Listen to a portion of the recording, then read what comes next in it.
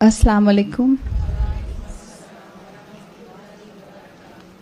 क्या हाल है जनाब? अल्हम्दुलिल्लाह।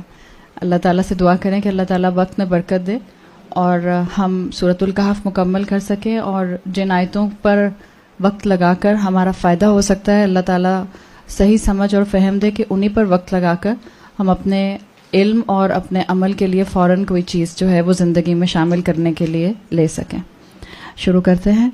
अल्हम्दुलिल्लाहि रब्बिल आलमीन व बिही नस्तईन व नुसल्ली व नुसल्लिम अला खातमन नबिय्यीन इमामिना व क़ुदवतिना मुहम्मद इब्न अब्दिल्लाह व अला आलिहि व अस्हाबिल किराम। अल्लाहुम्मा ला इल्म लना इल्ला मा अल्लमतना इन्नका अंतल अलीमुल हकीम।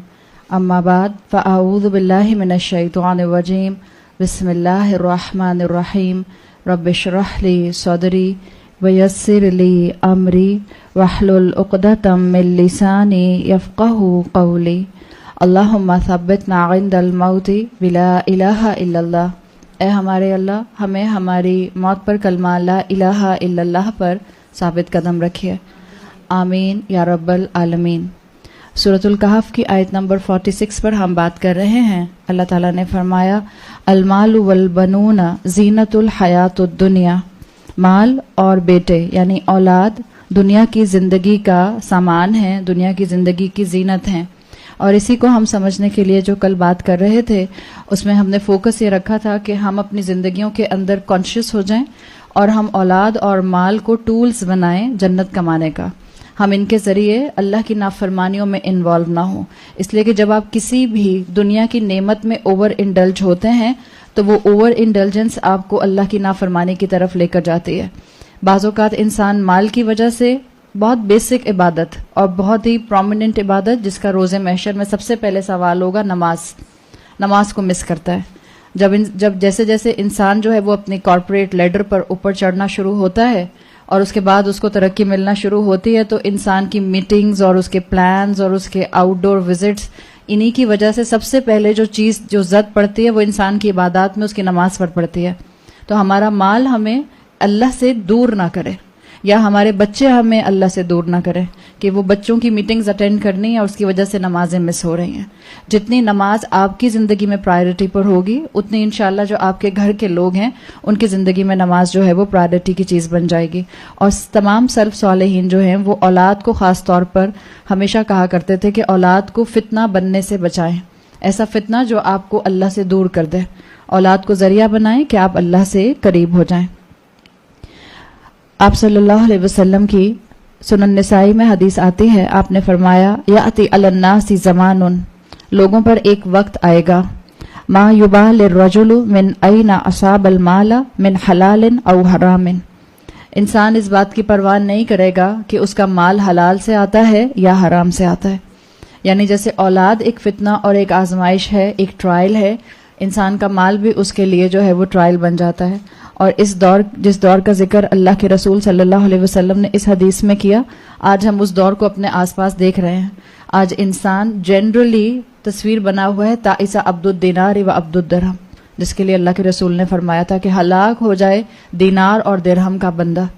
और दिनार और दिरहम के लिए ही इंसान जो है वो अल्लाह की रहमत से अपने आप को महरूम करता है और अल्लाह की दी हुई बरकतों से अपने आप को दूर करता है।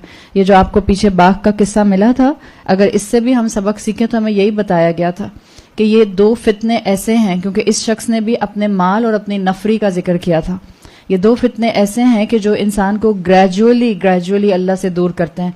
अगर आपको वहां भी याद हो तो इनिशियली इंसान को नेमत जो है वो अपनी नेमत अपना क्रेडिट लगती है, उसके बाद इंसान अल्लाह की नाशुक्री करता है, उसके बाद इंसान के अंदर जो है वो उसके अंदर खो जाना आ जाता है, उसी में गर्क हो जाता है इंसान। उसके बाद इंसान में तकब्बुर आता है, उस तकब्बुर की वजह से रिया आती है और उस तकब्बुर और रिया के कॉम्बिनेशन की वजह से हक सामने आकर भी इंसान उसको पहचान नहीं पाता। तो अल्लाह ताला ने बहुत ही खूबसूरती के साथ पिछली कहानी को इस खुतबे के साथ कनेक्ट किया है कि अपनी ज़िंदगी की हकीकत को पहचानो। ज़िंदगी बहुत तेज़ी से गुजर रही है और आपने कई मरतबा वो मिसाल सुनी होगी कि इंसान की ज़िंदगी की मिसाल उस आइस क्यूब की तरह है कि जो बस मेल्ट हो रही है, या बर्फ़ का जो बड़ा सा स्लैब होता है वो जैसे मेल्ट हुए जा रहा है। हमारी ज़िंदगी भी ऐसे ही तेज़ी से गुजर रही है। تو بہتر یہی ہے کہ ہم اپنی زندگی میں کھونے کی بجائے ہم اپنی زندگی کا میکسیمم یوٹیلائزیشن کریں. جس طرح ہم نے دیکھا تھا کہ پیچھے اللہ تعالیٰ نے ایک ویجیٹیشن کا سائیکل بتایا تھا. آپ سورہ حدید پڑھتے ہیں تو سورہ حدید کی آیت نمبر 20 میں اللہ تعالیٰ نے انسان کی زندگی کا ایک سائیکل بتایا ہے, اور اس سائیکل میں 4 سے 5 سٹیجز ہیں بس, جو بہت تیزی سے انسان کے گزر جاتے ہیں. اور ہر زندگی کے سٹیج میں انسان کی خواہشات اپنے عروج پر ہوتی ہیں, اپنی عقل اور اپنے فہم کے اعتبار سے. سورہ حدید کی آیت نمبر 20 میں اللہ نے فرمایا انما الحیات الدنیا لعب و لہو, یقیناً بات یہ ہے کہ جو دنیا کی زندگی ہے وہ کھیل ہے, لعب کھیل ہے یعنی گیمز ہے, اور لہو انٹرٹینمنٹ ہے. لعب آپ کا بچپن, لہو انٹرٹینمنٹ آپ کا ٹین ایج, وزینت, اور یہ ٹین ایج کے اندر ایک اور چیز بھی انسان کے اندر آتی ہے, بیوٹیفیکیشن. ٹین ایج میں ہر انسان خوبصورت لگنا پسند کرتا ہے, اور ہر خوبصورت چیز انسان کو اپیل کرتی ہے. تو اللہ تعالیٰ نے کہا کہ یہ تو دنیا ہے اور یہ اپنی طرف کھینچے گی, اور اگلا سٹیج کیا ہے, وَتَفَاخُرٌ بَيْنَكُمْ, جو تمہارے پاس ہے اس پر فخر کرو. اور جب فخر کرتا ہے انسان تو فخر کے ساتھ ڈیفینیٹلی ریا کا ایلیمنٹ آتا ہے, شو آف کا ایلیمنٹ آتا ہے. اور آخری سٹیج انسان کی زندگی کا, بس اتنی انسان کی زندگی ہے 5 سٹیپس کی, وَتَكَاثُرٌ فِي الْأَمْوَالِ وَالْأَوْلَادِ, اور جمع کرتے رہنا اولاد اور مال کو. یہ انسان کے بڑھاپے کی طرف 60+ کے اوپر انسان کی فیلنگز ہونا شروع ہو جاتی ہیں کہ انسان بس جو ہے دنیا کا مال اس کو جمع کر کے رکھ لے. انسان ان سارے سٹیجز میں جو کہ آزمائش بنائے گئے ہیں, ان سارے سٹیجز میں انسان اللہ کا بندہ بن کے رہ سکتا ہے اور زندگی کو کامیابی سے گزار سکتا ہے, دنیاوی لحاظ سے بھی اور اسپرچویلٹی کے لحاظ سے بھی, اگر توحید پر قائم رہے, اگر اللہ کا خوف رہے. اتنی سی بات ہے. اللہ نے پیچھے ہم نے پڑھا تھا کہ اللہ اپنے بندے سے یہ نہیں کہے گا جس کو عذاب دیا جا رہا ہوگا کہ میرے بندے اگر تم مجھ سے ساری دنیا میں تمہیں دے دوں اور تم مجھے بدلے میں دینا چاہو کہ میں تمہیں اس عذاب سے نکال دوں تو کیا تم دے دو گے؟ تو اس بندے نے کیا کہا تھا؟ وہ یہی کہے گا ہاں میں دے دوں گا. اور اللہ پھر کیا شکوہ کرتا ہے کہ دنیا میں تو میں نے بہت کم مانگا تھا, میں نے بہت کم کی تمنا کی تھی, کیوں تم نے اس کو آگے بڑھ کر جو ہے میری بات کو نہیں مانا. تو جب نعمت ملے تو پلیز نعمت دینے والے کا خیال رکھیں. جب نعمتیں برس رہی ہوں تو ہمیں اللہ یاد رہے. جب ہمیں اللہ تعالیٰ زندگی میں طاقت اور اتھارٹی اور لوگوں کے اندر ہمیں شہرت دے دیں تو ہمیں یہ یاد رہے کہ اصل طاقت کس کی ہے, اصل سپریم اتھارٹی کون ہے, اصل اختیار رکھنے والا کون ہے. اللہ کو ہم کہتے ہیں قادر مطلق. کیا مطلب ہے؟ ایبسولوٹ اتھارٹی صرف اللہ کے پاس ہے اور کسی کے پاس نہیں ہے. تو یہ اسٹرانگ کنیکشن ہے اس خطبے کا جو سورہ کہف کے اندر اس مقام پر آ رہا ہے پچھلی کہانی کے ساتھ. آگے آیت نمبر 46 میں فرمایا والباقیات الصالحات خیر عند ربک ثوابا وخیر عملا, اور باقی رہنے والی تو اصل میں نیکیاں ہیں تمہارے رب کے پاس اور وہ بہترین ہیں اجر کے اعتبار سے, ریوارڈ کے اعتبار سے, و عملاً امید کے اعتبار سے. آپ میں سے جو لوگ گرامر کے اسٹوڈنٹ ہیں آپ کو اندازہ ہوتا ہوگا یہ جو جملہ لکھا ہے والباقیات الصالحات, اصل میں اس کا عربی زبان میں اسلوب بنتا ہے الصالحات الباقیات, اس کا سیکوینس یہ بنتا ہے. لیکن جب اللہ تعالیٰ سیکوینس کو بدلتے ہیں تو آپ اس کو اگر جوڑیں گے تفاسیر کے ساتھ, اب اگر آپ اس کو جوڑیں گے فہم کے ساتھ تو آپ کو پتا چلے گا کہ اللہ تعالیٰ نے اسلوب بدلا ہے تاکہ اللہ بتا سکے کہ یہ جو انسان ہے یہ تو یہ بھی سمجھتا ہے کہ اگر میں اپنی اولاد کی ساری خواہشیں پوری کرتا رہوں گا تو میں تو بہت نیکی کا کام کر رہا ہوں. انسان جب صحیح دین سے ہٹتا ہے تو انسان اپنی مرضی کا دین نکال لیتا ہے اور انسان دین ہی کو استعمال کرتا ہے اپنی گمراہی کے لیے. قرآن کے لیے آتا ہے نا, اللہ اسی سے ہدایت دیتا ہے اور اللہ اسی سے گمراہی دے دیتا ہے. انسان یہ بھی کہہ سکتا ہے, ایک دنیا میں غرق انسان جو صرف اولاد کی خواہشات پوری کرتا ہے اور اس بات کی فکر نہیں کرتا کہ اولاد کی خواہشات جائز ہیں یا ناجائز ہیں. ہو سکتا ہے کل کو آپ اس کو سمجھانے کی کوشش کریں تو وہ آپ کو ریفرنس دے کہ اللہ کے رسول نے تو کہا ہے کہ بہترین صدقہ وہ ہے جو تم اپنے اولاد کے اوپر خرچ کرو, تو میں تو اولاد پر خرچ کر رہا ہوں. تو یاد رکھیں ہر اچھا کام نیکی نہیں ہوتا, اور اللہ تعالیٰ نے یہاں پر یہ جو اس کا اسلوب بدلا ہے کہ اللہ تعالیٰ نے یہ نہیں کہا الصالحات الباقیات کہ نیکیاں باقی رہتی ہیں, اللہ نے کہا الباقیات, اصل میں باقی رہنے والی کیا ہیں؟ نیکیاں ہیں. اور اللہ تعالیٰ کیوں کہتا ہے کہ نیکی باقی رہتی ہے؟ اس لیے کہ نیکی اللہ کے بتائے ہوئے طریقے کے مطابق اور رسول کے بتائے ہوئے اسلوب کے مطابق کی جاتی ہے. نیکیاں کیوں خیر کا باعث بنتی ہیں, نیکیاں کیوں باقی رہیں گی؟ اس لیے کہ ان میں اللہ کی رضا اٹیچڈ ہے. یہ طریقہ ہے یہاں پر اس آیت کا جس میں اس کے اسلوب کو بدلا گیا ہے. یہ مال اور اولاد ہو, یہ دنیا میں آئیں گے اور جائیں گے. اصل چیز کیا ہے؟ اللہ زندگی میں شامل رہے, نیکیاں زندگی میں شامل رہیں, اللہ سے اجر کی امید شامل رہے. انسان کو یہ امید جو ہے یہ آگے سے آگے بڑھاتی ہے. اور جہاں تک بات ہے باقی رہنے والی نیکیوں کی, جب آپ اپنے کلاسیکل سکالرز کی تفاسیر میں پڑھتے ہیں تو آپ کو پتہ چلتا ہے کہ مختلف سکالرز نے مختلف اوپینینز دیے ہیں کہ یہ باقی رہنے والی نیکیوں سے کیا مراد ہے. جیسے بعض سکالرز نے کہا کہ باقی رہنے والی نیکیوں سے مراد ہے 5 وقت کی نماز. انسان کی نماز اس کے ساتھ ساتھ رہتی ہے, انسان کی نماز اس کو آخرت میں بھی بہت زیادہ فائدہ دے گی, تو انسان اپنی نمازوں سے جڑ جائے. بعض اسکالرس کا خیال یہ ہے. بعض اسکالرس کہتے ہیں کہ قیام اللیل ایسی نیکی ہے جس کے زندگی میں آنے سے انسان کو اور نیکیوں کی توفیق مل جاتی ہے. اور اگر آپ شریعت کے اندر تہجد کا ایسنس دیکھتے ہیں تو آپ کو اندازہ ہوتا ہے کہ کیونکہ تہجد پڑھنا خاص طور پر رمضان کے علاوہ, اگر اللہ تعالیٰ رمضان میں توفیق دے رہا ہے تو اپنے آپ کو امید دلائیے اور اپنے آپ کو اسٹرینتھ دیجیے کہ آپ نے انشاءاللہ باقی 11 مہینے بھی اس کو کنٹینیو کرنا ہے. ہو سکتا ہے اگر آپ اس وقت تہجد جو ہے وہ تہجد یا قیام اللیل یا تراوی ایک ہی ٹرم ہے تینوں, ہو سکتا ہے اس وقت آپ 20 تراویاں پڑھ رہی ہوں, 20 رکعت پڑھ رہی ہوں تہجد کی یا قیام اللیل کی, یا آپ کم سے کم 8 پڑھ رہی ہوں. اب 11 مہینے آپ اپنا ٹارگٹ 8 مہینے رکھتی ہیں, لیکن کسی دن آپ سے 8 نہیں پڑھی جا رہی, کوئی بات نہیں, 2 ہی پڑھ کر سو جائیں, لیکن اپنی عادت مت چھوڑیے. اس لیے کہ تہجد کی نماز انسان کے نفس کے اوپر بھاری ہوتی ہے, اور جب آپ اپنے نفس کو کنٹرول کر کے رب کے لیے 2 رکعت بھی پڑھتے ہیں تو وہ 2 رکعت بھی آپ کو جو ہیں وہ اللہ کے ساتھ جڑنے میں بہت مدد کرتی ہیں, بہت ہیلپ آؤٹ کرتے ہیں. تو بعض اسکالرز نے کہا کہ یہ باقیات الصالحات جو ہیں اس میں قیام اللیل کو شامل کیا جائے. بعض نے کہا اللہ کے راستے میں جب انسان جہاد کرتا ہے تو اس سے اس کو باقی رہنے والی اور نیکیاں کرنے کی توفیق ملتی جاتی ہے. بعض نے کہا, حضرت ابن عباس کہتے ہیں کہ انسان کا کلام الطیب, انسان جب اپنی گفتگو میں محبت لے کر آتا ہے, انسان جب قول لین اختیار کرتا ہے. آپ دیکھیں قول لین کی ٹرم قرآن کے اندر اس مقام پر آئی ہے جہاں موسیٰ علیہ السلام کو فرعون کے پاس تبلیغ کے لیے بھیجا گیا تھا. فرعون جس سے بڑا ظالم شخص کوئی نہیں تھا, سب سے بڑا ہسٹری کا پیرانائٹ, لیکن اس کے پاس اللہ کے رسول کو بھیجا جا رہا ہے موسیٰ علیہ السلام کو, اور اللہ کی طرف سے گائیڈنس آ رہی ہے کہ اس کے ساتھ قول لین استعمال کریں, نرم بات استعمال کریں, نرمی سے بات کریں. تو ابن عباس کے مطابق انسان کی نیکیوں کو باقی رکھنے کے لیے, اس کی نیکیوں میں اور زیادہ جو ہے اضافہ کرنے کے لیے اس کا جو کلام الطیب ہے, جو اس کا پاک کلام ہے, وہ اس کو فائدہ دیتا ہے. تو اگر بچے آپ کے جو ہیں وہ بہت آرام سے جو ہیں وہ ابیوسو لینگویج یا وہ ایسے ورڈز بولتے ہیں جو بالکل عام زبان میں مناسب نہیں ہیں, آپ ان کو سمجھائیں. اس لیے کہ اب ہم ایک بات سمجھ گئے ہیں, ایک غلطی, ایک گناہ اپنے ساتھ گناہوں کے خاندان کو لے کر آتا ہے. کسی گناہ کو معمولی نہ سمجھا جائے. اسی طرح اسکالرز کہتے ہیں, ایک مفسر آتے ہیں کلاسیکل اسکالرز میں, قتادہ رحمۃ اللہ علیہ ان کا نام آتا ہے. قتادہ کہتے ہیں کہ جتنا انسان اپنی زبان سے ذکر کرتا رہتا ہے, سبحان اللہ, الحمدللہ, اللہ اکبر, لا الہ الا اللہ, یہ چیز انسان کو پھر اور نیکیوں کی طرف ڈائیورٹ کرتی ہے, اور وہ نیکیاں پھر اس کی باقی رہنے والی ہوتی ہیں.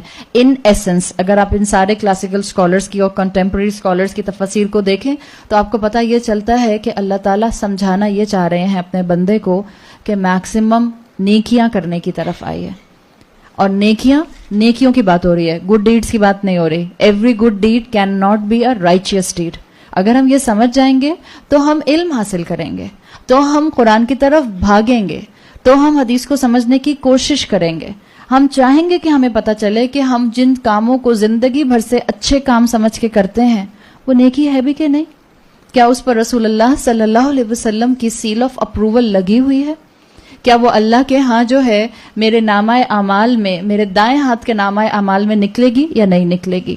اس لیے کہ اللہ تعالیٰ نے یہاں فرمایا ہے والباقیات الصالحات خیر عند ربک, تمہارے رب کے نزدیک صرف یہ خیر ہے.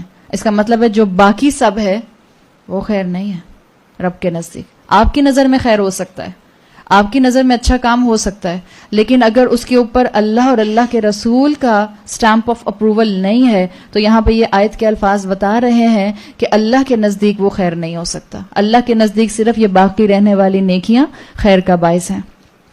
اگر کوئی انسان یہ سمجھتا ہے کہ میں نے پی ایچ ڈی کر کے بہت زیادہ جو ہے علم حاصل کر لیا اور میں انسانیت کی خدمت کر رہا ہوں، انسانیت کی خدمت کرنا اور رب کے بتائے ہوئے فرائض پر عمل نہ کرنا، انسانیت کی خدمت از اے گڈ ڈیڈ، اس کا فائدہ آپ کو دنیا میں مل جائے گا. کسی فلنتھراپسٹ ایکٹیویٹی کا، کسی سوشل ورک کا، اگر وہ for the sake of goodness of humanity ہے، اس کا فائدہ آپ کو دنیا میں مل جائے گا. لیکن اگر وہ اللہ کے بتائے ہوئے فرائض کے دائرے کے اندر نہیں ہے، یا آپ کی زندگی میں وہ فرائض نہیں ہے جو اللہ نے آپ کو دیے ہیں، تو وہ ان گڈ ڈیڈز کی بیسس پر آپ کی اور میری آخرت میں نجات نہیں ہو سکتی. یاد رکھیں، ورنہ پھر اندھا اور آنکھوں والا تو برابر ہو گئے.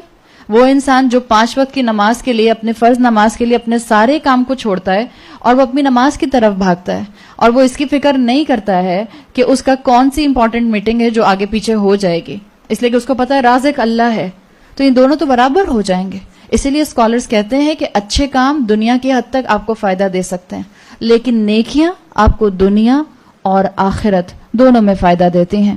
ایک حدیث کا مفہوم آتا ہے کہ ایک مرتبہ حضرت عائشہ رضی اللہ عنہا نے رسول اللہ صلی اللہ علیہ وسلم سے پوچھا کہ ایک شخص کثرت سے لوگوں کی مدد کرتا ہے، یعنی چیریٹی ورک کرتا ہے، کیا اللہ تعالیٰ قیامت کے دن اس کے ساتھ نرمی کا معاملہ کریں گے؟ اللہ اس کو جو ہے وہ بخش دے گا؟ آپ صلی اللہ علیہ وسلم نے فرمایا اس شخص نے اپنے لیے کبھی دعا نہیں کی اور اس طرح نہیں کہا رب اغفر لی خطیئتی، اللہ مجھے بخش دے، اللہ میرے گناہوں کو بخش دے. تو نیکیاں کرنا صرف اس لیے کہ لوگ خوش ہو جائیں، اس کا مطلب ہے کہ آپ نے نیکی کا محور کس کو بنا لیا؟ آپ نے اپنی گڈ ڈیڈ کا محور انسان کو بنا لیا. انسان مسلمان ہو اور مومن ہو، اس کی ہر نیکی کا محور کون ہوتا ہے؟ اللہ ہوتا ہے. ہم یہاں بھی آتے ہیں تو اللہ کے لیے، ہم روزہ بھی رکھتے ہیں تو اللہ کے لیے، ہم گفتگو میں ایک دوسرے سے محبت کا اظہار بھی کرتے ہیں تو اللہ کے لیے. آپ کہتی ہیں کسی کو I love you for the sake of Allah, کیوں کہتی ہیں؟ صرف کہنے کے لیے تو نہیں کہتے. ہاں یہ الفاظ اپنی اماں سے مت کہیے گا I love you for the sake of Allah, تو پتہ چلا وہ جھگڑا کرنے کھڑی ہو جائیں گی. کیوں؟ ویسے نہیں محبت کرتی مجھ سے. یہ بات آپ آپس میں اپنے لائک مائنڈیڈ لوگوں میں کہیں تو ٹھیک ہے. جن جیسے ماں باپ کی ہستیاں ہیں، ان کے لیے تو اللہ تعالیٰ نے ہم پر بہت حق قائم کیا ہے، اور اللہ نے اپنے بعد سب سے بڑا حق قرآن میں ماں باپ کا رکھا ہے. تو اللہ تعالیٰ نے مجھے اور آپ کو موقع دیا ہے کہ اپنی زندگی میں اپنے اچھے کاموں کو نیکیوں میں کنورٹ کریں. ماں باپ کی خدمت کریں اللہ کو خوش کرنے کے لیے، اور ماں باپ کی خدمت خاص طور پر جب کہ وہ بڑھاپے میں پہنچ جائیں آسان نہیں ہوتی ہے، بہت مشکل ہوتی ہے، نفس پر بھاری ہوتی ہے. آپ کو اپنی رسپانسبلٹیز کو کٹ ڈاؤن کرنا پڑتا ہے، آپ کو اپنی خواہشات کو کبھی کم کرنا پڑتا ہے، کبھی آپ کو اپنی نیند کو کم کرنا پڑتا ہے. یہ وہی انسان کر سکتا ہے جس کے اندر اللہ کا خوف ہوگا، جو اللہ کی محبت میں آگے بڑھے گا. اور ماں باپ کی خدمت کیا صرف اس وقت ہوتی ہے جب وہ بوڑھے ہو جائیں، یا ماں باپ کی خدمت ہمیشہ کرنی ہوتی ہے؟ ماں باپ کی خدمت ہمیشہ کرنی ہوتی ہے. ہم سمجھتے ہیں کہ جب ماں باپ بوڑھے ہو جائیں گے، آج کل تو ماں باپ بوڑھے نظر ہی نہیں آتے، مائیں تو بوڑھی لگتی ہی نہیں ہے، خیر ابا بھی نہیں لگتے بوڑھے، تو اس کا مطلب یہ تھوڑی ہے کہ it's okay they are just like our friends. تو جیسے ہم فرینڈس کو ڈیل کرتے ہیں ویسے ہم اپنے اماں ابا کو بھی ڈیل کر لیں، ایسا نہیں ہے. نیکی کرنے کا مزاج اپنا بھی بنائیں، اور نیکی کرنے کا مزاج اپنی اولاد کے اندر بھی ڈیولپ کرنا شروع کریں، اور اللہ سے ان نیکیوں کے ساتھ ساتھ مغفرت طلب کرتے رہیں. اس لیے کہ آپ کو اور مجھے اپنی نیکیوں پر کوئی زوم نہیں ہے، آپ اور میں اپنی نیکیوں کی بیسس پر جنت میں داخل نہیں ہو سکتے. تو قرآن نے ہمارا پرسپیکٹو درست کر دیا کہ ہر انسان اپنی زندگی کے 24 گھنٹوں میں دیکھ لے کہ کتنے باقی رہنے والے اعمال کر رہے ہیں، کون سے ایسے اعمال ہیں جو آپ کو اپنی زندگی میں بھی فائدہ دیں گے اور آخرت میں بھی فائدہ دیں گے. میری رات کہاں گزرتی ہے اور میرا دن کہاں گزرتا ہے، میرا دل کن خیالات میں ڈوبا رہتا ہے اور میرا دماغ کیسے پلان بناتا رہتا ہے. یہ سب آپ کو خود ہی بتا دیں گے کہ آپ کتنا باقی رہنے والی نیکیوں کے اندر وقت گزار رہی ہیں. تو اللہ تعالیٰ نے یہ دنیا کی حقیقت واضح کی ہے کہ یہ دنیا جو کہ عارضی ہے، یہاں بہت تھوڑے سے وقت کے لیے آپ اور میں آئے ہیں. میڈیکل سائنس کے مطابق ایک میکسیمم لائف سپین انسان کا، ہیومن بینگ کا 60 to 70 ایئرز ہے، اور ہمارے ساؤتھ ایشیا کے اندر اس سے بڑھتا نہیں ہے. اگر بڑھ جاتا ہے تو آپ بونس پر چل رہے ہیں. ایون اللہ کے رسول صلی اللہ علیہ وسلم کی حدیث کا مفہوم آتا ہے، آپ نے فرمایا کہ جس شخص کو 60 سال کی عمر دے دی گئی، اب اس کے پاس کوئی حجت نہیں ہے. اگر وہ 60 سال کی زندگی میں بھی ہدایت پر نہیں آیا، انٹل انلیس کہ پاگل نہیں ہے، مجنو نہیں ہے، دیوانہ نہیں ہے، دماغ کام کرتا ہے، آئی کیو لیول ہے اس کا، ایک انٹلیکٹ ہے اس کے ساتھ، لیکن 60 سال کی زندگی میں بھی اگر اس نے رب کو نہیں پہچانا تو قیامت کے دن کیا حجت دے گا اللہ کو؟ دنیا کی حقیقت اللہ نے کھول دی. اور اب اگلی آیت میں، آیت نمبر 47 میں اللہ تعالیٰ قیامت کی تصویر کھینچ رہے ہیں. اور آپ کو اس خطبے میں، اس سورت کے 5ویں حصے میں جو خطبہ آ رہا ہے، اس میں آپ کو یہ کنٹینیوسلی یہ موومنٹ نظر آئے گی، دنیا اور پھر آخرت، پھر دنیا اور پھر آخرت. تو دنیا کی بات کرتے کرتے، دنیا کی حقیقت بتاتے بتاتے اللہ تعالیٰ نے آخرت کا ایک سیکوینس جو ہے وہ یہاں پر بتا دیا کہ دیکھو دنیا عارضی ہے. اور جب آپ کہتے ہیں کہ دیکھو یہ ختم ہونا ہے، یہ ختم ہونا ہے، تو ڈیفینیٹلی جب ایک چیز ختم ہوگی تو کوئی چیز شروع ہوگی، اور جب کوئی چیز شروع ہوگی تو اس کا امپیکٹ اور اس کا سیکوینس کیسے آئے گا؟ آیت نمبر 47 میں اللہ تعالیٰ نے فرمایا وَيَوْمَ، اور جس دن. قرآن میں جب اس طرح سے آتا ہے وَيَوْمَ، اس کا مطلب ہوتا ہے وَيَوْمَ الْقِيَامَةِ. یہاں انڈرسٹوڈ ہے کہ یہاں پر ایک لفظ القیامتی چھپا ہوا ہے، اس لیے آپ اس کا ترجمہ دیکھتے ہیں day of judgement, on the day of judgement, قیامت کے دن، یا جس روز کہا جائے گا اس کا مطلب ہے یہ قیامت کے دن کی بات ہے. وَيَوْمَ، اور جس دن نُسَيِّرُ الْجِبَالَ، ہم پہاڑوں کو ان کی جگہ سے موو کر دیں گے. سارا یسیرو ہوتا ہے کسی چیز کو چلانا، کسی چیز کو موو کرنا. جس دن ہم پہاڑوں کو ان کی جگہ سے موو کر دیں گے. وَتَرَى الْأَرْضَ بَارِزَةً، اور تم زمین کو بالکل کلین اوپن دیکھو گے، ان زمین جو ہے وہ بالکل فلیٹ نظر آئے گی. وَحَشَرْنَاهُمْ، اور ہم تم سب کو، ان سب کو اکٹھا کر لیں گے. فَلَمْ نُغَادِرْ مِنْهُمْ أَحَدًا، اور ہم کسی ایک کو بھی نہیں ترک کریں گے. نغادر آتا ہے غین دال را، کسی چیز کو چھوڑ دینا، لیفٹ بیہائنڈ، ترک کر دینا اردو میں کہتے ہیں. ہم کسی کو بھی ان میں سے نہ چھوڑیں گے. تو قیامت کے دن کی پکچر کھینچی گئی ہے کہ جس دن آسمان اللہ تعالیٰ کھول دیں گے اور اللہ تعالیٰ موسٹ سٹیبل چیز جو زمین کے اوپر ہے، یعنی پہاڑ، جیسے قرآن میں آتا ہے کہ اللہ نے پہاڑ کو اوتاد بنایا ہے، پیگز کی طرح بنایا ہے. پہاڑ جتنا آپ کو زمین کے اوپر نظر آتا ہے، سائنٹیفکلی وہ اتنا ہی زمین کے اندر بھی ہوتا ہے. اسی طرح سے جیسے آپ آئس برگز کے بارے میں دیکھتے ہیں، یہ ساری سائنٹیفک میریکلز یا سائنٹیفک انفارمیشن صحابہ کے پاس نہیں تھی، لیکن صحابہ آرگیو نہیں کرتے تھے. ہمارا جتنا سائنس کا علم بڑھتا جا رہا ہے، ہمارا آرگیومنٹیشن بڑھتا جا رہا ہے، ہم اتنے آرگیومنٹیٹو ہوتے جا رہے ہیں. یہ انسان کا جدل ہے، اور آگے آ جائے گا کہ انسان بہت جھگڑالو ہے، انسان بہت جھگڑا کرتا ہے. اللہ تعالیٰ نے یہ جو قیامت کا منظر کھینچا ہے، جتنا اس وقت آج سائنس کی روشنی میں اس کو آپ اور میں سمجھ سکتے ہیں، جتنا اس کی ہیبت آج میرے دل پر طاری ہو سکتی ہے، شاید یہ پرانے وقتوں کے لوگوں پر نہیں ہو سکتی تھی.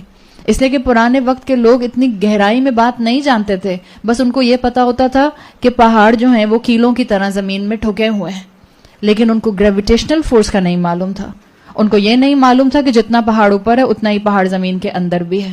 تو پہاڑ جو کہ زمین کی سب سے سٹیبل چیز ہے، اللہ تعالیٰ نے کہا ہے کہ اللہ اس کو موو کر دے گا. اور اگلی آیت میں پڑھ لیتی ہوں تاکہ ایک گلمس پورا ہمارے سامنے آ جائے. آیت نمبر 48، وَأُرِدُوا عَلَىٰ رَبِّكَ صَفًّا، اور وہ پیش کیے جائیں گے. پیش کیے جائیں گا مطلب کیا ہے؟ آئیں گے نہیں، وہ آنے پر تیار نہیں تھے، کوئی گھسیٹ کے لائے گا. جیسے انسان دنیا سے جانے کو تیار نہیں ہوتا ہے، انسان کو تو ملک الموت کے ذریعے بس بلا لیا جاتا ہے. ایسے ہی جب قبروں سے اٹھایا جائے گا اور جب حساب کتاب کا موقع آئے گا اور جب رب کے سامنے ان کو پیش کیا جانے کا وقت ہوگا، انسان کا حال برا ہوگا، ہیبت اس پر طاری ہوگی، آنا نہیں چاہے گا. لیکن وہ جو ہم نے بات کی تھی اور اللہ کے رسول صلی اللہ علیہ وسلم کی حدیث دیکھی تھی کہ انسانیت درمیان میں ہوگی اور چاروں طرف فرشتوں کی آرمیز کھڑی ہوئی ہوں گی اور اللہ کا عرش موجود ہوگا اپنی جگہ پہ. تو اللہ نے کہا وَأُوْرِدُوا عَلَىٰ رَبِّكَ صَفًّا، ان کو پیش کیا جائے گا روز کے اندر، لائنز کے اندر رب کے سامنے. لَقَدْ جِئْتُمُونَا، پھر اللہ کیا کہے گا؟ اللہ کہے گا اچھا یقیناً آ گئے تم ہمارے پاس، کما خلقناکم اول مرہ، جیسے ہم نے تم کو پہلی مرتبہ پیدا کیا تھا. بل زعمتم، بلکہ تم نے گمان کیا تھا, تمہاری فیلسیز تھیں, الن نجعل لکم موعدا, کہ کوئی اللہ نے وعدے کا وقت نہیں رکھا ہوا, کوئی قیامت نہیں آنی. تمہارا ایکشن یہ بتاتا تھا کہ تمہیں قیامت کی فکر نہیں ہے.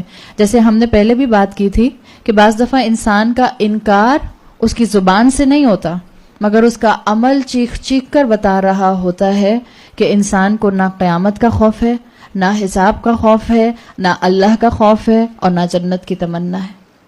تو یہ اللہ تعالیٰ نے یہاں پر یہی تصویر پیش کی ہے, اور یہ ہلکا سا گلمس ہے کہ اللہ دنیا کو ختم کر دے گا. اور یہ جو قیامت قائم ہوگی, قیامت قائم ہونے کا منظر جو ہے یہ ایسا ہے کہ جیسے آپ کی زندگی میں کتنا سوئفٹلی خوشی جو ہے وہ اداسی میں کنورٹ ہو جاتی ہے. ایسے ہی دیکھتے دیکھتے یہ دنیا جو ہے یہ ساعہ کے منظر میں, قیامت کے منظر میں, اس گھڑی کے منظر میں جس میں اس زمین کی شکل بدل دی جائے گی, اس میں شفٹ ہو جائے گی. اور یہ جو چینجز آیت نمبر 47 میں آئے ہیں کہ زمین کے اوپر کیے جائیں گے, یہ واضح ہو جائیں گے. پہاڑوں کی موومنٹ کے لیے اگر آپ قرآن کی آیات کو دیکھیں تو جو آپ کے پاس سیکوینس بنتی ہے, اسکالرز نے جو اس کو بتایا ہے, وہ کہتے ہیں کہ پتہ چلتا ہے کہ اللہ تعالیٰ سٹیپ بائی سٹیپ قیامت کو اسٹیبلش کرنا شروع کریں گے. اور آپ دیکھیں, ایک چیز انسان کے اوپر ایک دم سے گر جائے اور انسان کی اسی وقت ڈیتھ ہو جائے تو پھر اس کو زیادہ تکلیف نہیں ہوگی. ایک طرح سے مثال کے طور پر خدا نخواستہ کسی کے اوپر پتھر گر جاتا ہے بڑا سا, اور وہ وہیں اس کی ڈیتھ ہو جاتی ہے, تو وہ تو وہیں ختم ہو گیا نا, کولیپس کر گیا. لیکن ایک انسان دیکھتا ہے کہ اس پتھر اس کی طرف آ رہا ہے اور وہ پیرالائزڈ ہے اور وہ ہل نہیں پا رہا ہے, تو ہیبت اور خوف اور بے بسی کا جو عالم وہ محسوس کرتا ہے, اس انسان کی کیفیت ہم سمجھ سکتے ہیں. اسی طرح اللہ کافرین کو, مشرکین کو قیامت کے ہیبت ناک منظر کو آبزرو کروائے گا.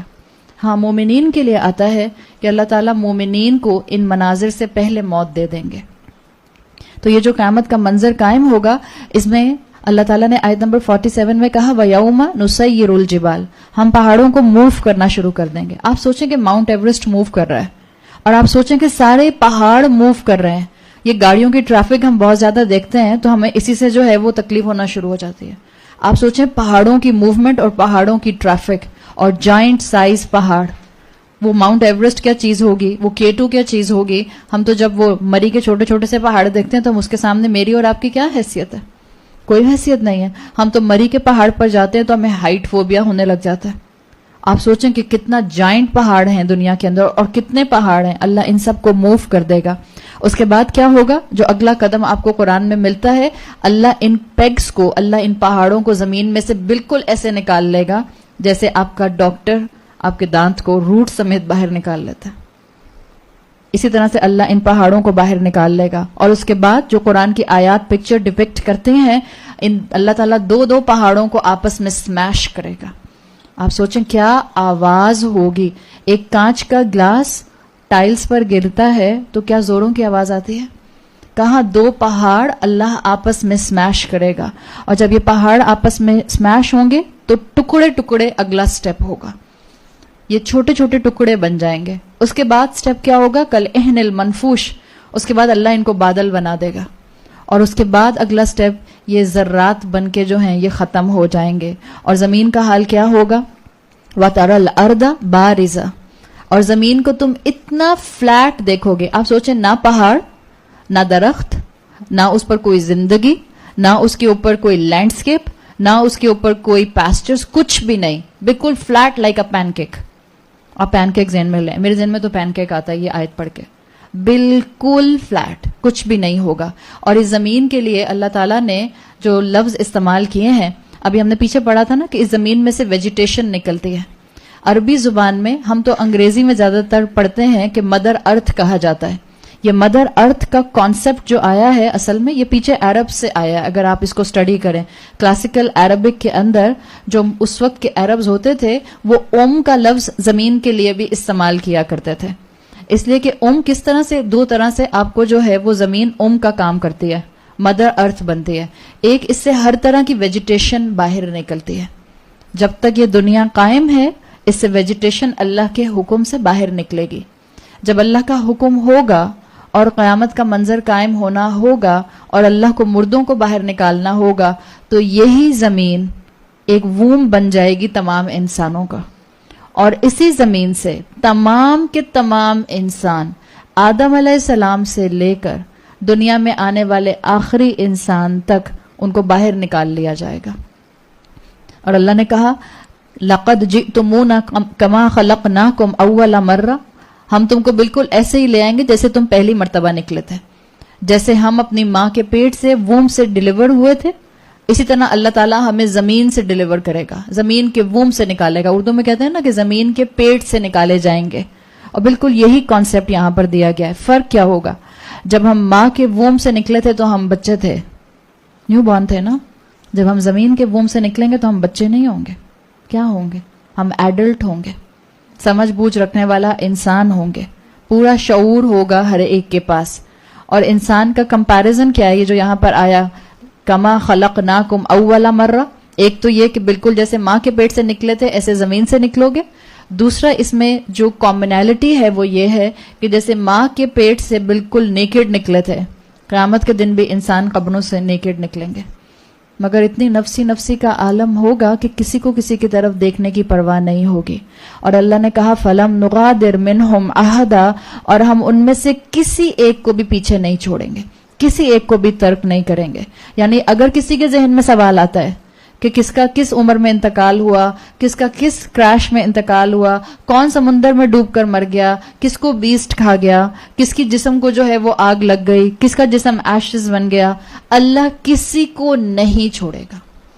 جو انسان جہاں مرتا ہے وہی اس کی قبر بن جاتی ہے. اس کی فکر میں نہ رہا کریں کہ ان کا کیا ہوگا جو ایئر پلین کریش میں مارے گئے. ہم اس کی فکر کیوں نہیں کرتے کہ ہماری زندگی جو ہے اس کا اختتام کس موڑ پر ہوگا. ہم اس کی دعائیں کیوں نہیں کرتے کہ اللہ میری زندگی کا آخری لمحہ میری نیکی کا سب سے بڑا لمحہ ہو، میری بہترین نیکی کا لمحہ ہو. ہم اس کی فکر کیوں نہیں کرتے؟ ہمارے سوال بعض اوقات ہمارے دل کے ڈاؤٹس کو زبان پر لے کر آتے ہیں. یہ کوئی سوال ہے کہ کوئی پوچھے کہ اگر میں کعبہ کی چھت پر کھڑا ہوں تو میں کس ڈائریکشن میں نماز پڑھوں؟ آپ 5 وقت کی نماز اپنی دنیا کی زندگی میں پڑھتے نہیں، اور آپ کو کون موقع دے رہا ہے کعبہ کی چھت پہ کھڑا ہونے کا؟ ایسے آپ کوئی جو ہیں وہ آنرڈ انسان ہے. یہ کوئی سوال ہے؟ میں آپ کو لٹرلی آپ کو تفاسیر میں اس طرح کے سوال ملتے ہیں جو کہ مفسرین مینشن کرتے ہیں کہ انسان جو ہے وہ جب اس طرح کی بحثوں میں لگ جاتا ہے تو وہ عمل سے خالی ہو جاتا ہے. یہ سوال کرنا، آپ کو میں لٹرلی بتا رہی ہوں، اٹس اے کوسچن ان اے بک. کسی استاد سے ایک مرتبہ سوال کیا گیا کہ اگر مرد پریگننٹ ہو جائے اور وہ بچہ ڈیلیور کرے اور اس کا انتقال ہو جائے تو اس کے بچے کو جو انہیریٹنس ملے گی وہ ماں کے اینگل سے ملے گی یا باپ کے اینگل سے ملے گی؟ انا للہ و انا الیہ راجعون. یہی پڑھ سکتے ہیں.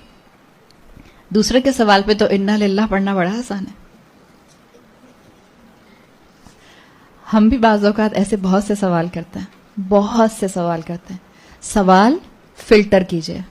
سوال اپنے عمل کی درستگی کے لیے کیا جاتا ہے. سوال اپنے دل میں اللہ کی محبت، اللہ کا یقین اور اللہ کی توحید کو اور انگرینڈ کرنے کے لیے کیا جاتا ہے. اللہ تعالیٰ مجھے اور آپ کو توفیق دے کہ ہم کبھی بھی ایسے دین پر سوال نہ کریں جس سے ہم مزید شک کا شکار ہو جائیں اور سامنے والے کو بھی ہم ڈاؤٹس کا شکار کر دیں. تو اللہ نے فرمایا کہ اللہ تعالیٰ ہر انسان کو اکٹھا کر لے گا. اٹ ڈز ناٹ میٹر کہ اس کی موت کہاں آئی تھی. فَلَمْ نُغَادِرْ مِنْهُمْ أَحَدًا. یہ نغادر غین دال را سے ہے، اور اسی سے اردو میں ایک لفظ بنتا ہے غدار. غدار کس کو کہتے ہیں؟ بٹریل کرنے والا. ہم کہتے ہیں نا غدار ہے یہ شخص. غدار بٹریل کرنے والا. بٹریل کرنے والے کو اگر آپ عربی میں ڈیفائن کرتے ہیں تو وہ کہتے ہیں قالوا لأنه ترک الوفا. کیا کیا اس نے اپنی وفا کا حق ادا نہیں کیا، لائلٹی شو نہیں کی. تو یہ اصل میں غدارہ کا لفظ آتا ہے کسی چیز کو ترک کرنے کے لیے. اللہ کہہ رہے ہیں ہم کسی کو نہیں چھوڑیں گے. ہم کیا سمجھتے ہیں؟ ہم اس زمین کے اوپر اتنا اکڑ کے چلتے ہیں، اللہ کی بات نہیں مانتے، قرآن سنتے ہیں اور پھر بھی ہمارے دل نرم نہیں پڑتے. اللہ سے نمازوں میں کھڑے ہو کر قیام کی صورت میں فاتحہ پڑھتے ہیں، پھر بھی دعا مانگتے ہوئے آنکھوں سے آنسو نہیں نکلتے. جس وقت زبان کہہ رہی ہوتی ہے اہدنا الصراط المستقیم، اس وقت ذہن جو ہے وہ کسی لاکر کے اندر رکھے ہوئے اسٹیٹمنٹ کے اوپر ہوتا ہے، یا کسی جیولری پر ہوتا ہے، یا جو شاپنگ کرنے جانا ہے اس کے اوپر ہوتا ہے، یا جو بچوں کا فارم فل کرنا ہے نئے ایڈمیشن کے لیے اس کے اوپر ہوتا ہے. زبان کہہ رہی ہوتی ہے اہدنا الصراط المستقیم، اور دنیا کہہ رہی ہوتی ہے اللہ میک می بندہ آف دنیا، میک می بندہ آف دنیا، میک می بندہ آف دنیا. اس لیے کہ دماغ کنٹینیوسلی وانڈرنگ کر رہا ہوتا ہے، یہاں سے وہاں بھٹک رہا ہوتا ہے. تو اللہ نے بتا دیا کہ اللہ اس دن کسی کو نہیں چھوڑے گا، اللہ ہر ایک کو گیدر کر لے گا. آتا ہے قل ان الاولین والآخرین، پہلے اور آخری سب کو جمع کر لیا جائے گا. لا مجموعون الی میقات یوم معلوم، سورہ واقعہ کے اندر یہ آیت آتی ہے. اور اللہ تعالیٰ ہر ایک کو غلام کی طرح لائے گا. امام حسن البصری لکھتے ہیں کہ اللہ تعالیٰ قیامت کے دن جب انسانوں کو اکٹھا کرے گا، اور اللہ نے کہا نا کہ اللہ ہر ایک کو نکال لے گا، تو اللہ کے کچھ فرشتے اپوائنٹڈ ہوں گے جو کاؤنٹ کریں گے کہ کتنے انسان نکلے ہیں، کتنے گئے تھے اس کے اندر اور کتنے کاؤنٹ میں باہر نکل رہے ہیں. اللہ کا کاؤنٹ، اور کیا آپ کا کیلکولیٹر کاؤنٹ کرتا ہوگا جو اللہ کا فرشتہ کاؤنٹ کرتا ہے. تو کاؤنٹ کیا جائے گا کہ کس انسان نے کس جگہ پر موت حاصل کی تھی اور وہ کہاں سے نکل رہا ہے. تو اللہ ساری انسانیت کو اکٹھا کر لے گا، اولین سے لے کے آخرین تک. آپ سوچیں ایک گرینڈ گیدرنگ ہوگی، لیکن اس کے باوجود انسان ایک دوسرے کو نہیں دیکھیں گے. اگر آپ اس کو ویژولائز کرنا چاہتے ہیں، آپ کہیں کیسے ہو سکتا ہے کہ کیڑے مکوڑوں کی طرح زمین سے لوگ نکلتے آ رہے ہیں اور ہم ایک دوسرے کو دیکھیں گے نہیں؟ کیسے ہو سکتا ہے؟ بالکل ہو سکتا ہے. اگر خدا نخواستہ آپ کی فیملی میں کوئی ایمرجنسی ہو جاتی ہے اور آپ ہاسپٹل ایمرجنسی کے لیے بھاگتے ہیں، اور آپ کا پیشنٹ جو ہے اس کو آپ ہاسپٹل میں ایمرجنسی میں ڈاکٹر کے پاس لے جانے کے لیے، اس ER کے پاس لے جانے کے لیے یہاں سے وہاں بھاگ رہے ہوتے ہیں، آپ دیکھتے ہیں کوریڈور میں کتنے لوگ کھڑے ہیں، کس خاتون نے کون سے کپڑے پہنے ہیں، کس برانڈ کے کپڑے پہنے ہیں، کون سی گھڑی لگائی ہے، کون سا ڈیزائنر بیگ ہے. آپ کو نہیں پرواہ ہوتی. کوئی آپ سے کہے بھی کہ اچھا آپ کل ہاسپٹل میں تھی، میں بھی تو وہیں کھڑی ہوئی تھی، آپ کیا کہتی ہیں؟ میں نے تو نہیں دیکھا. تو یہ کہنا کہ کیسے ہو سکتا ہے کہ اتنے سارے انسان نکلے اور ایک دوسرے پر نظر نہ پڑے. آپ کو تو گلمس اس کا دنیا میں بھی نظر آ جاتا ہے. جب انسان پر آفت آتی ہے تو انسان آس پاس کی پرواہ نہیں کرتا. اور یہ دنیا کی آفت کا حال ہے. جب قیامت کی آفت آئے گی تو انسان تو بالکل اس کی ہوائیاں اڑ جائیں گی، ہونک ہو جائے گا. اللہ اس دن تمام مخلوق کو اکٹھا کرے گا. تو اللہ نے فرمایا وَحَشَرْنَاهُمْ فَلَمْ نُغَادِرْ مِنْهُمْ، اللہ کسی کو نہیں چھوڑے گا اس دن. کیا معاملہ ختم ہو گیا؟ نہیں.